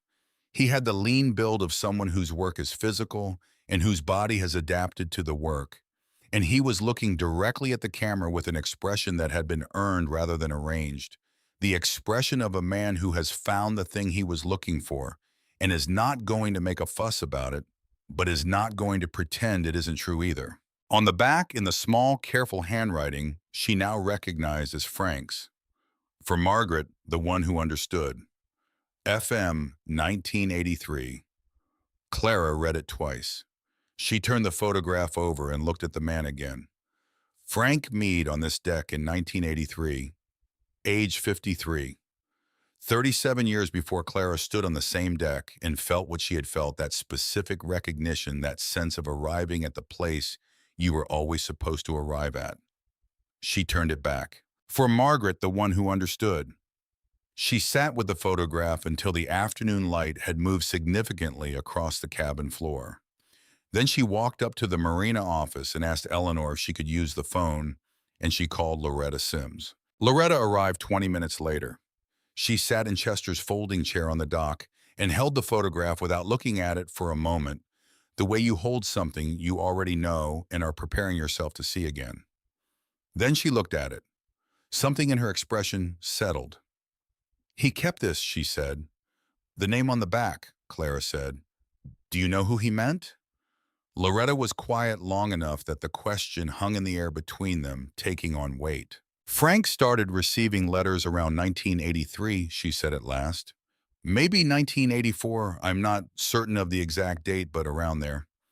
He mentioned it to me the way you mentioned something that has surprised you pleasantly, not elaborately, just once in passing, saying that he had been writing to a woman in Mississippi who had read something he'd written, a short piece in a marine journal about living aboard on coastal water.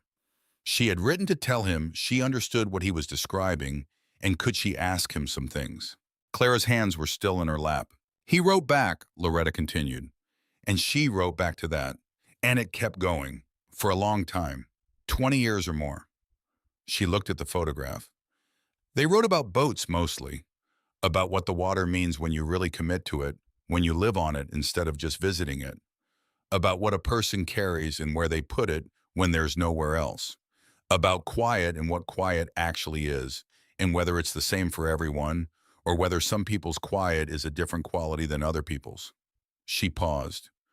"Frank told me once that she was the only person he had ever corresponded with in his life, ever, who understood exactly what he was saying without his having to explain it, who read the thing he meant rather than the thing he wrote. Did he know much about her? Clara said. Her circumstances, her family. He knew she was married, Loretta said. Knew she had a daughter she was very specific about, talked about the daughter the way people talk about someone they're watching for signs of a particular kind of thing. He said once that the daughter drew boats. She looked at Clara. He said it like it was a clue to something he hadn't figured out yet. Clara looked at the marsh.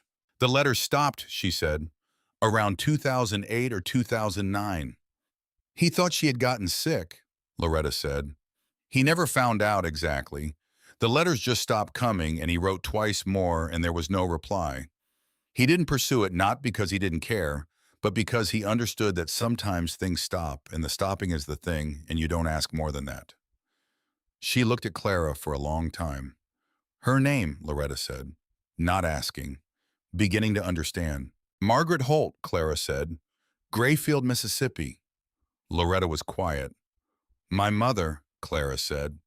The dock was very still around them. The cordgrass moved in the warm air.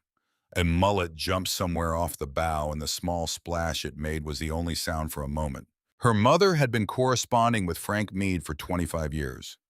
The man whose boat Clara now owned, whose money was in the bank account she had opened with Delia's help, whose letter was in her pocket, whose photograph she was holding. Her mother had found him through a piece of writing in a marine journal because Margaret Holt paid attention to things, because she read marine journals the way people read the things they are drawn to without being entirely sure why, and had written to him, and he had written back. And for 2 decades, they had been exchanging letters about the water and what it means and what you carry and where you put it. He had sent her a photograph in 1983. She had kept it somewhere. He had kept his copy, kept it behind the lining of a footlocker, protected by oilcloth, and sealed in the same box as 40 years of careful saving. The woman who understood. Not just Frank's correspondent, Clara's mother. The same woman who had kept a folder of boat drawings in a kitchen drawer. The same woman who had written to Earl Decker in 2009 and asked him to watch for a girl who drew boats. The same woman who had written Ray Decker's name in a notebook and left it in an end-table drawer where her daughter would find it. 3 careful arrangements, 3 threads laid in the right places, all of them pointing toward this dock, toward this boat, toward a rusted hull on a backwater Georgia inlet and 40 years of canvas bags and a letter addressed to whoever finds this. What is the difference between a coincidence and something that was always meant to happen? Clara was not certain she knew. She was starting to feel the shape of the answer, but the shape was large and she needed more time with it. She put the photograph on the shelf above the bunk carefully, with the care you give something you intend to keep, something that deserves a place, and she picked up her tools. 2 days later, Boyd Crane came back. He walked down the dock in the early evening, dressed the same way as the first time, the gray suit jacket, the collared shirt, the impossibly clean shoes, but something in his posture was different. The professional confidence of their first meeting was still there, but it was carrying something beneath it now, something that had come from reading Wren's injunction filing and understanding what it said about his position. He looked at the houseboat for a moment before he spoke. The midnight navy hull, the cabin frame rising above it, the new framing beginning to take shape. You've done real work on her, he said. It's not finished, Claire said. A pause. I want to offer you $15,000, Boyd Crane said. Cash, clean, no conditions attached. You walk away from the slip in the boat, and I do not pursue any further legal avenues. Clara looked at him. That's a generous offer for a $10 boat, she said. I'm not offering it for the boat, Boyd Crane said. I know, Clara said. She looked at the boat, at the hull she had stripped and treated and painted with her own hands. At the cabin framing she was in the middle of building from the steel deck up. At the dock where Chester Vale sat on Sunday mornings and told her things about a man she was coming to know better dead than she had known most people alive. No, she said. Boyd Crane was quiet for a moment. He looked at the photograph she was holding. Frank's photograph, the one of him on this deck in 1983, which she had brought out to study the construction details of the original cabin. He did not ask about it. There are other avenues, he said. My attorney will be in touch. He walked back up the dock without hurrying. The dark blue sedan started and pulled away, and the sound of it diminished into the sound of the marsh. And the marsh took it in and held it and then released it the way the marsh did with all sounds. If you're still with us, and thank you for being still with us, take a second and subscribe to the channel. It helps us keep making stories like this one. And tell us in the comments, have you ever found something that changed how you understood where you came from? We read every single one. Now let's keep going. The court date was a Tuesday in late October. Wren Decker drove herself to the Glenn County Courthouse in the 10-year-old Civic, wearing a suit she had bought for law school recruiting season, and altered herself because the sleeves were half an inch too long, and the difference mattered to her. She carried her file folder with the supporting documentation organized in the order she intended to present it, and had been up until 1 in the morning confirming everything was in place, not from anxiety but from the professional habit of someone who has learned early that preparation is the most reliable form of confidence. Clara did not attend. Wren had advised against it not for legal reasons but for practical ones. The records say everything that needs to be said, she told Clara the night before. You being there adds nothing to the argument. You'd spend 3 hours sitting in a hallway, and you have cedar siding to cut. She was right on both counts. Clara spent the morning on the cabin reconstruction, the cedar planking going up over the marine plywood sheathing. Each plank scribed to fit against the one below it, the work requiring the same patient repetition that all careful fitting work requires. The smell of the cedar was clean and specific, the resinous warmth of it filling the working space, the most pleasant smell Clara had been around in months. She heard the Civic coming down the dirt road before she saw it. Wren got out and stood for a moment beside the car with her hands in the pockets of her suit jacket and her file folder under her arm. She looked up at Clara on the scaffold. Permanent injunction, she said. Clara set down the scribing block. The court required Crane Atlantic to produce all original marina documents in support of their acquisition agreement, Wren said, coming toward the boat. When they produced them, Eleanor cross-referenced against her own records. Boyd Crane's group had submitted falsified lease lapse filings for 4 slips along this inlet, not just this 1-4. They were doing it systematically. She paused. The marina's owner in North Carolina was notified this morning. He terminated the purchase agreement with Crane Atlantic effective immediately. Clara looked at the houseboat, at the hull in its midnight navy, at the cedar going up plank by plank. What was he planning? She asked. Boyd Crane. What did he need the slips for? Commercial marina license, Wren said. He'd applied 3 months ago. To qualify, he needed contiguous ownership of at least 400 feet of active waterfront along this inlet. Frank's slip was the last piece. Without it, the application fails. He needed this specific slip to complete the contiguous footage. She looked at Clara. Frank's slip was worth more to Crane Atlantic than everything else they'd acquired combined. Without it, none of it worked. Clara thought about Frank Mead in March 2010, driving to the marina office and paying 10 years of slip fees in cash because he didn't want to worry about it anymore. Not knowing that his prepayment would a decade later be the specific document that dismantled a developer's scheme to take what Frank had spent 40 years building. Some things you do for reasons you do not know yet. Boyd Crane, Clara said, has no remaining legal basis to approach this dock, Wren said. His attorney sent a 1-paragraph letter this afternoon acknowledging the ruling. No appeal language. She looked at the boat, at what was becoming visible. I think he found out that Frank Mead had the kind of paper trail that doesn't forgive forgeries. Wren stayed for dinner Loretta's Thursday stew, which Clara had kept warm on the camp stove, plus cornbread from the paper bag Loretta had included that week. They ate on the dock as the evening came in over the marsh, the cordgrass going amber in the last light, the water taking on the flat pewter quality it had in the hour before dark. After Wren left, Clara sat on the deck for a while longer. The legal battle was over. The injunction was permanent. Boyd Crane was done. She had expected to feel more. The relief was real but small. The specific smallness of relief when the thing you are relieved about was never the center of what mattered. What mattered was the boat. What mattered was Frank's footlocker and Frank's letter and the photograph tucked behind the lining and her mother's handwriting in a notebook in a drawer. Boyd Crane had been the thing that required fighting. She had fought it through the right channels, and it had resolved. That was all. The center of what mattered had been here the whole time, and it continued to be here unchanged by the legal outcome. She went back to the cedar. There were still things she did not understand. The two empty bags had been sitting in the footlocker since she had counted the rows and found the gaps. She had placed them in their proper chronological positions between 1984 and 1986, between 1991 and 1993, and she had not closed the lid on them, letting them be visible, letting the gaps remain present rather than folding them away. Ray had said, "There's someone who should tell you about those years, when the time is right." She had trusted this. She was still trusting it.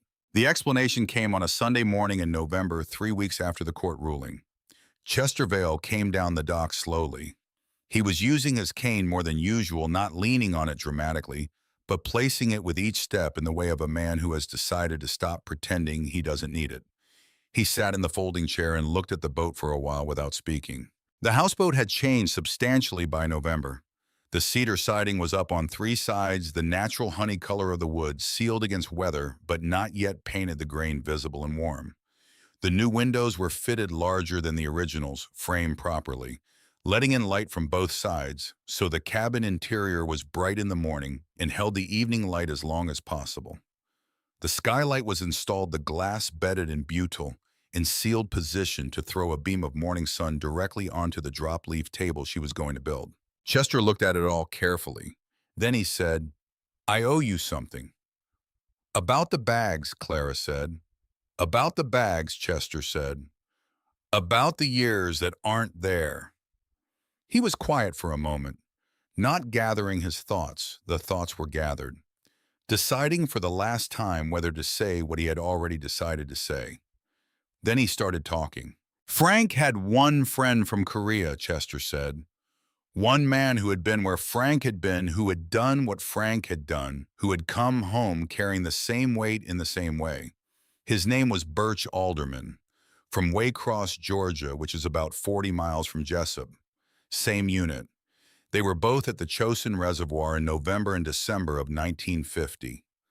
He set his cane across his knees and held it there. "When you have been through a thing like that with a man," he said, "there is a connection that doesn't have a name in ordinary life. It's not friendship, though it is that too. It's something that was made under conditions that nothing in ordinary life can replicate, and it holds the way a structural weld holds, not decoratively, but actually load-bearing holding weight that would otherwise fail. You don't talk about it because talking about it would require talking about the conditions that made it, and the conditions are the part you don't talk about." Clara was sitting on the deck above Chester, her work set aside. "Birch Alderman died in February of 1985, Chester said. "Heart failure. He was 56 years old. He had a wife in Waycross, 3 children, grandchildren by the end. He and Frank hadn't seen each other often in their later years. Birch had his family and Frank had his boat, but they rote-called when they could. The connection held the way those connections hold." He looked at the inlet. "Frank found out by telegram," Chester said. "This was before any of the modern ways. A telegram. I drove out to the dock when I heard, and Frank was sitting on the deck with the telegram in his hand, and he looked at me and he said, 'Chester, he was the last one.' He meant the last man from his unit still alive. The last person in the world who had been where Frank had been, who knew without being told what that winter was like, what the cold was like, what it was like to do the things they had done, and then come home and have nobody who could follow you back there. Not because people were indifferent, but because there were no words that worked, and the experience was not something you could share across the gap between having been there and not." Chester paused. "When Birch died, the gap closed permanently. There was no one left on the other side of it. The dock was quiet, the marsh moved. Frank didn't come off this boat for close to 6 months after Birch died, Chester said. I brought food out twice a week and left it on the dock. He'd take the food. He wouldn't talk. He sat on the deck or inside and he looked at the water, and something was happening in there that I couldn't see and couldn't reach, and I learned to respect the boundary of it. He looked at his hands. I think what was happening was that he was deciding whether to stay, whether there was still a sufficient reason. He had come home from Korea at 22, and he had been deciding ever since, finding reasons, renewing the decision year after year. And this was one of the hard years, one of the years where the decision required the most from him.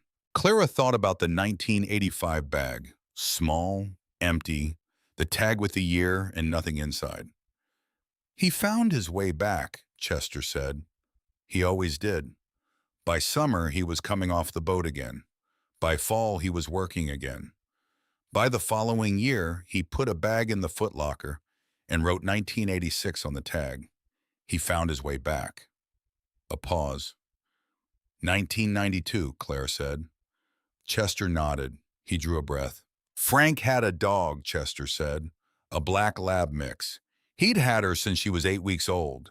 She came to him from a litter a man at the port had been giving away, and Frank took her on impulse, which was not like him, and then loved her the way people love things. They take on impulse and discover they needed more than they knew. He turned the cane once in his hands. He called her Sable, on account of the color. She was on this boat with him for 14 years, which is a long life for a dog.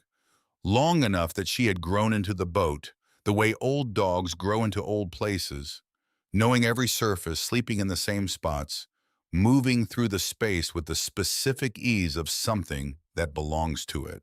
He stopped, collected himself. When she went, Chester said, Frank came to find me. He walked up to my house. It's about a mile from the marina up the main road. And he sat in my kitchen and he drank a cup of coffee and he said, Chester, I don't know what I'm saving for anymore. Not to the room, not to the air. Directly to me, looking at me, in the voice of a man reporting a fact he is not sure how to survive. The cordgrass bent in the wind. The water moved. He said he had been saving for years for what exactly he wasn't sure. But there was something forward that the saving was pointed towards some future he could feel the shape of, even if he couldn't see the details. And when Sable died, he looked at the future and he couldn't find that shape anymore. He couldn't feel the thing he had been saving toward. He saved nothing that year. Chester looked at Clara. The following year, he put a bag in the footlocker and wrote 1993 on the tag. He found the shape again. He always found it again. But 1992 was the year he couldn't. Clara sat with what Chester had told her. 2 years and 40. 2 years when the thing Frank was carrying got heavy enough that the ordinary acts of continuation, the annual ritual of saving, of putting something aside, of making a deposit against a future he couldn't fully see, were more than he could do. Not more than he was capable of in the end. More than he could do in those specific years, in those specific circumstances. And then he had done it again. Both times. Found his way back, found the reason, found the shape of the future he couldn't see. 2 empty bags. Chester stood slowly using the cane. He looked at the footlocker which Clara had brought out onto the deck. I thought you deserved to know what the gaps were, he said. Frank wouldn't have wanted them hidden. He left the tags. He wrote the years on them and left them in the box with the others. He wanted whoever found them to know they were there. He just didn't want to have to explain them himself. He walked back up the dock with his cane, the movement measured and deliberate. Clara sat for a long time after he left. Then she picked up the 2 empty bags. She held them in her hands, their specific lightness, the canvas soft from years of being stored next to its neighbors, the tags with their faded years. 1985, 1992. She put them back in the footlocker. Not filled, not relabeled. Empty as they were in their proper places in the chronological sequence. Between 1984 and 1986, between 1991 and 1993. The gaps exactly where Frank had left them visible, present part of the record. Because the empty years deserved to be there. They were not failures. They were not things to be explained away or filled in or quietly removed from the account. They were the truest record in the entire Foot Locker, the years when the weight got heavy enough that the decision to continue was genuinely difficult, and the decision was made anyway. And the following year, Frank put another bag in the box and wrote another year on the tag. What do the empty years in a man's life tell us that the full ones cannot? They tell us that he was not made of stone. They tell us that the carrying had real weight and that carrying it was real work and that the work was not always easy. They tell us that choosing to continue year after year through the years when the choice was hard and the years when it was harder was itself the thing, not the accumulation, the continuation. She closed the Foot Locker and went back to the Cedar. The boat was finished on a Saturday morning in late January, 8 months to the week from the morning she had counted $10 into Ray Decker's hand. She had not planned for it to be finished on any particular day. The finishing had simply arrived, the last coat of sealant on the interior cedar dry, and cured the freshwater tank pressure tested, and confirmed the propane system inspected and certified by a technician from Brunswick who had checked every connection and every shutoff, and the CO detector mounted above the stove and signed off on all of it. The solar panel bank connected and charging the battery bank properly. The bilge pump tested, the navigation lights tested. She walked through the boat one final time before the relaunch. The interior was a different world from what she had found on the first night. The walls were cedar honey warm, sealed with a matte finish that brought out the grain without making the surface shiny. The skylight threw a beam of morning light that moved slowly across the cabin as the sun moved, warming first the table, and then the starboard wall, and then the foot of the bunk as the hours passed. The bookshelves she had built into every available wall space, floor to ceiling, on the forward bulkhead, flanking the windows on both sides, a row above the bunk specifically sized for the boat building manuals and tide charts and field guides, were already partly filled. The drop-leaf table folded against the forward wall when not in use. The built-in bench along the port side had storage below its seat, the lid fitted with bronze hinges. The bunk at the bow fit her dimensions exactly. She had measured herself in her sleeping bag and built accordingly, with drawers beneath for clothes and the small things that accumulate aboard. The galley had a properly vented 2-burner propane stove, a freshwater hand pump, a sink that drained overboard through a seacock. The composting head was behind a cedar frame curtain in the aft corner, functional and decent. The electrical system was marine grade throughout, color-coded, documented in a diagram she had drawn herself and laminated and fastened to the inside of the electrical panel door. And on the shelf above the bunk, the 1979 canvas bag, the first one Frank had filled in the year he bought this boat, beside the 1998 photograph of her parents at the Tennessee lake.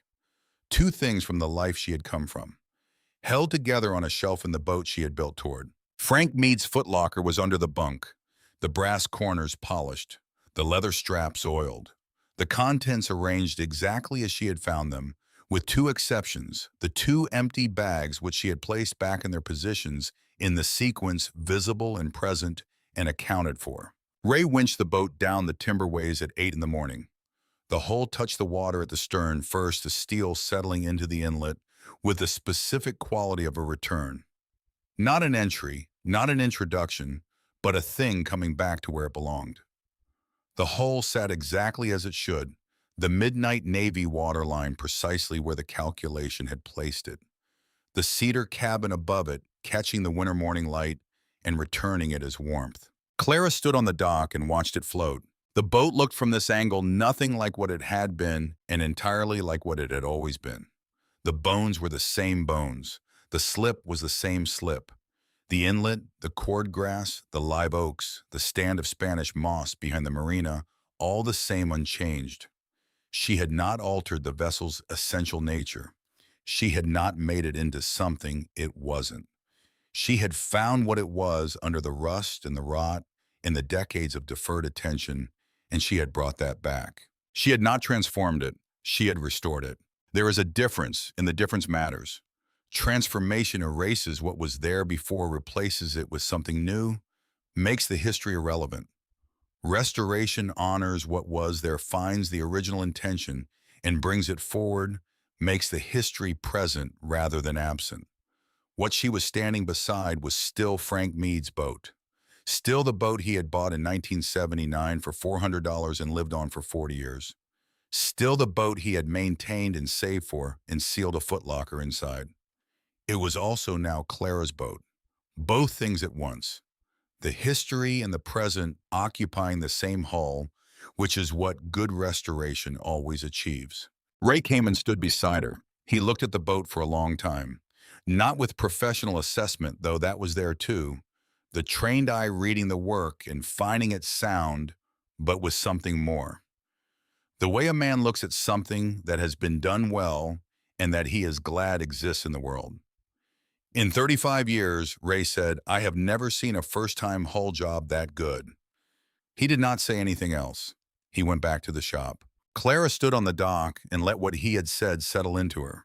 And she thought about Earl Decker in the supply store in Carthage, explaining that a boat is a system, and a system can be fixed by someone who takes the time to understand it.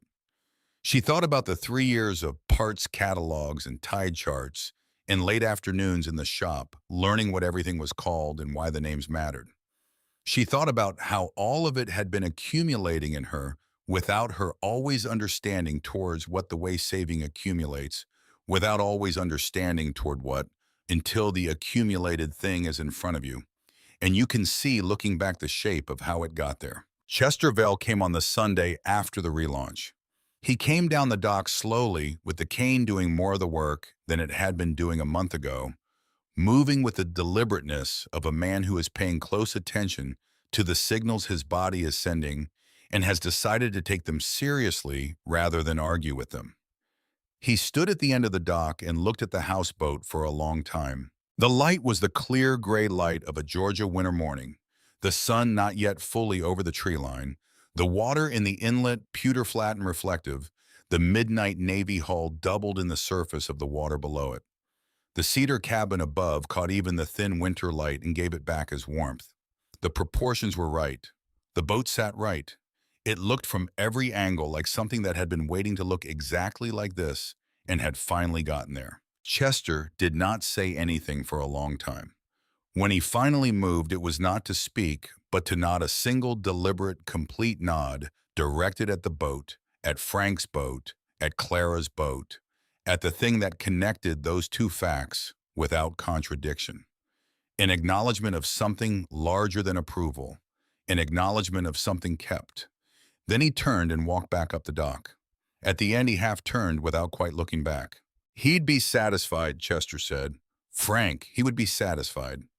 He walked to his truck and drove away, and the sound of the engine faded into the sounds of the marsh, and then the marsh absorbed even that. Clara went back aboard.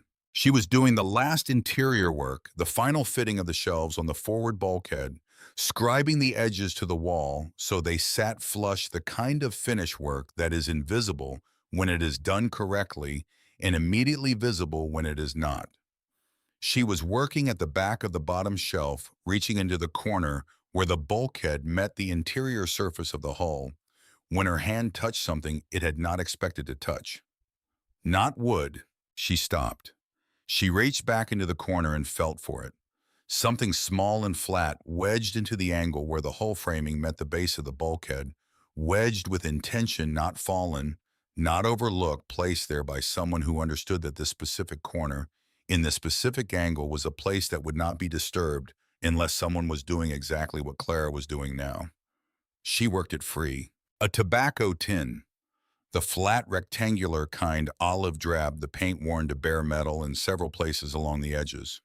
A press-fit lid sealed with a thin bead of old marine sealant, applied years ago with care, with the understanding that the seal needed to hold.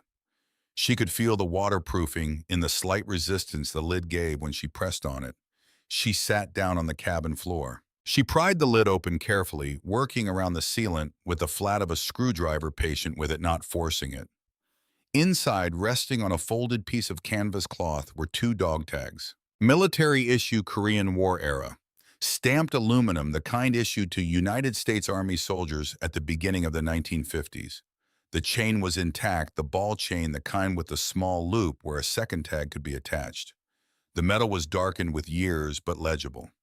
She held them toward the light from the skylight above. Meade Frank ARA14, the serial number. The blood type O positive. The branch designation. The year of issue stamped into the lower corner 1950. He had been 20 years old when these were stamped. Standing in a processing line at a fort somewhere in the American South the summer of 1950, being sorted and numbered and issued identity in aluminum, before being sent to a place that would test every aspect of that identity in ways no processing line could prepare a person for. She turned them over. On the back of the second tag, not stamped, but scratched in, worked into the metal was something sharp and small, the letters shallow but clear, preserved by the tin in the sealant from the moisture that had touched everything else on this boat over the years, was a message. In case you ever wondered, I did make it home. It just took me a while to find where home was. FM Clara read it twice. She sat with the dog tags in her palm, in the skylight beam on the wall, in the cedar warm around her, in the water moving gently under the hull below her feet. And she thought about Frank Meade at 20 years old, standing in a processing line in the summer of 1950, with everything that was about to happen to him still ahead of him. Thought about the winter at Chosin Reservoir, which she had read about since Chester first mentioned it, the specific temperatures, the specific darkness, the specific requirement that the men in those mountains make decisions and perform actions that nothing in the world before or after would adequately prepare them for or adequately describe. Thought about coming home from that at 22 years old with the things that had no names. Thought about finding 27 years later a 30-foot steel-hulled boat on a Georgia inlet and understanding, standing on its deck, feeling the water under him, that this was the place, that this was where the things without names could be set down. I did make it home. It just took me a while to find where home was. She thought about what the word home actually means beyond the buildings and addresses and deed records and the places you are from. She thought about what it means when a place receives you when you step into it and something inside you stops bracing and starts resting. When the floor under you moves the way something alive moves, and the walls are close enough to be comforting rather than confining, and every surface is within reach, and the light through the windows is the specific quality of light you have been looking for without knowing you were looking for it. She thought about the first night on this boat, the rotted mattress pushed against the wall, the sleeping bag on the floor, the marsh alive outside with sounds she had never heard and would have been afraid of anywhere else, and the moment when the fear had stopped and something else had started, something that felt like being held. Some people find home early. Some find it in the place they were born, the house they grew up in, the landscape that shaped their childhood. Some find it in the person they choose, the life they build together, the shared accumulation of years. Others have to find it. They have to go looking for it sometimes without knowing they're looking, drawn by something they can't name toward a place they've never been but somehow know. And the finding, when it comes, has the quality of recognition rather than discovery. Not new exactly, not unexpected exactly, more like yes, more like here, more like this is the place I was looking for before I knew I was looking. Frank Meade had found it at 49. Clara May Holt had found it at 19. She stood up. She went to the shelf above the bunk, the 1979 canvas bag, the 1998 photograph of her parents at the Tennessee lake, her mother laughing, her father almost there. She held the dog tags for a moment in both hands, feeling their weight, the specific density of the aluminum, the ball chain cool against her fingers. Then she drove a small brass hook into the wall between the two things in the exact center of the space between them, and she hung the dog tags from it. 3 objects on a wall in a cabin on a boat in a Georgia inlet. A canvas bag from 1979, the year a man began building something without knowing exactly what he was building or for whom he was building it. A photograph from 1998, 2 people at a lake in Tennessee, both of them alive and not yet knowing what was coming, which was the same condition everyone was in always, which did not make it less or more of what it was. And 2 dog tags from 1950 hung on a brass hook between the other 2, with a message scratched on the back in letters that had been waiting in a tobacco tin in a corner for many years for someone to come find them. In case you ever wondered, I did make it home. Clara stood in the cabin of her boat and looked at the three things on the wall for a long time. Then she went to work.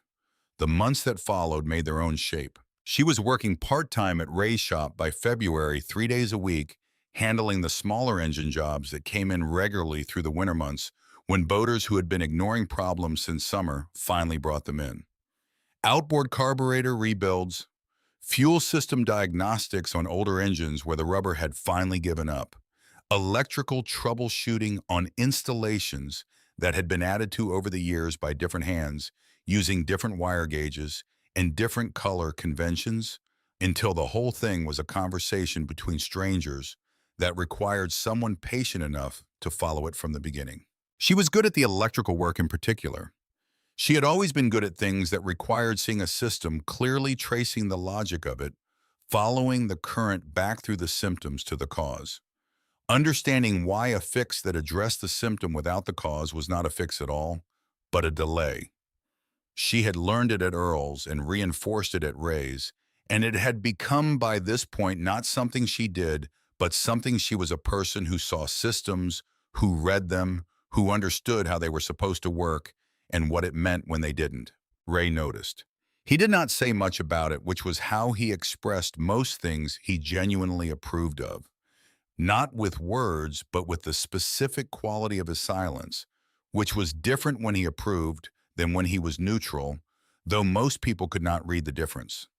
Customers began asking for her by name. Not immediately and not all at once. For the first weeks, it was the young woman Ray's got working for him.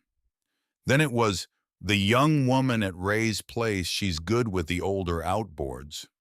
Then it was Clara. Clara knows outboards. Clara diagnosed the wiring problem on Hank's center console when two other shops had told him the installation was too old to trace.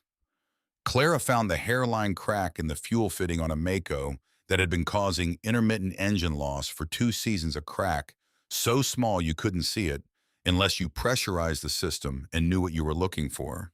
The marina community knew her by spring. Loretta Sims still came on Thursdays, still handed over the mason jar or the paper bag without ceremony, still said something brief and left. It was simply part of the week by now, a thread in the fabric of the days, unremarkable because it was reliable, and reliable things, when they are also good things, become the texture of a life rather than the events of it. Hank Pruitt still came on Saturday mornings to check the crab traps with her. The two of them moving along the dock edge in the early light, working quietly, talking about the water, the way people talk about the water when they live on it, not as a subject, but as a shared context, the way people who farm the same land talk about the weather. Chester Vale did not come back after that last Sunday in January. Ray told her in March that Chester's heart had been giving trouble through the winter, that he had moved in with his son in Waycross. Clara wrote him a letter, a real letter, handwritten on paper, sealed in an envelope, addressed and stamped because some messages need to be sent the way the people you are sending them to understand best. She told him about the dog tags. She told him what Frank had scratched on the back of the second one. She told him that she thought Frank had found where home was and that she was beginning to think she might be finding it too. She did not hear back. She hoped the letter arrived and hoped he read it, and she left the rest where it was in the care of slowness, which is the only pace at which some things resolve. It was on an evening in late April, a Tuesday warm enough to sit outside without a jacket, the marsh going copper in the low sun, that Clara understood something she had been moving toward for months without quite arriving at. She was on the deck of the houseboat. The sun was going down over the marsh in the particular way it goes down over open tidal water, not setting but dissolving, spreading itself across the horizon and into the cordgrass and the dark channels between the grass and the water surface, until the light was everywhere and nowhere, and then slowly not. A great blue heron was standing in the shallows about 30 feet off the port bow. She had seen this heron or a heron in the spot many times since she arrived. She had stopped trying to determine whether it was the same individual. It probably didn't matter. What mattered was that it was here, standing on one leg, in the shallow water, absolutely motionless, with the total committed patience of a creature that has made its peace with waiting, because waiting is the most productive form of effort available to it. She looked at the heron. The heron, after a moment, looked at her. They regarded each other across 30 feet of water in the low evening light, two solitary creatures that had found their way to the same inlet by routes that would be difficult to explain to anyone who hadn't traveled them, and who were not entirely sure what to make of the other, and who were not either of them inclined to leave. Clara thought about Grayfield, Mississippi, about a kitchen drawer with a folder of boat drawings that grew thicker every year, about a woman who had recognized something in those drawings before the girl making them understood what she was recognizing, who had written letters and kept notebooks and arranged things carefully in advance of a need she could see coming, even when the person the need belonged to could not. She thought about Eldon Holt in his corduroy recliner, a good man, a man who did his best in the specific, limited way that grief sometimes limits a person, and who had left in the most peaceful way the circumstances allowed. The green wool sweater was in the drawer under the bunk. She thought about Frank Mead, born in 1930, alive through Chosin, and the decades that followed, building up a record of his life, one canvas bag at a time, scratching a message onto the back of a dog tag and sealing it in a tobacco tin in the corner of a cabin wall, in case you ever wondered. She thought about her mother's handwriting on 3 lines in a notebook. Georgia coast, Brunswick Inlet, the water there. She thought about all of it, the whole long thread of it, the letters and the drawings and the notebook and the footlocker and the bags and the photograph and the dog tags. And she understood that what she was looking at was not a series of coincidences, not a series of lucky accidents that had aligned by chance. What she was looking at was something that had been arranged not by one person, not by any single deliberate act, but by the accumulated weight of several people paying attention and doing what they could with what they saw. Her mother, who had seen the drawings and understood what they meant, and quietly arranged what she could before she ran out of time to arrange anything else. Frank Mead, who had saved 1 bag per year for 40 years and left a letter addressed to whoever finds this because some part of him had refused to let the accumulation disappear without a destination. Earl Decker, who had kept a letter in his shirt pocket for 11 years and brought it out on a slow October afternoon because the time had come. Chester Vale, who had kept Frank's secret about the 2 missing years until the person who most needed to understand them was ready to hear. None of them had seen the whole picture. Each of them had seen their portion of it, had done what their portion required, and had trusted without knowing. They were trusting without any assurance that the trust would be honored, that the other portions would be handled by whoever was responsible for them. That's the thing about water. Water doesn't ask where you've been before it holds you. It doesn't require an explanation. It doesn't need to know your history or your name or what you couldn't finish or who you lost or how long it took you to get here. It simply receives you. It holds you with the same constant, patient rhythm. It applies to everything that floats on it without distinction, without judgment, without the small and large cruelties that land sometimes applies. It just holds you.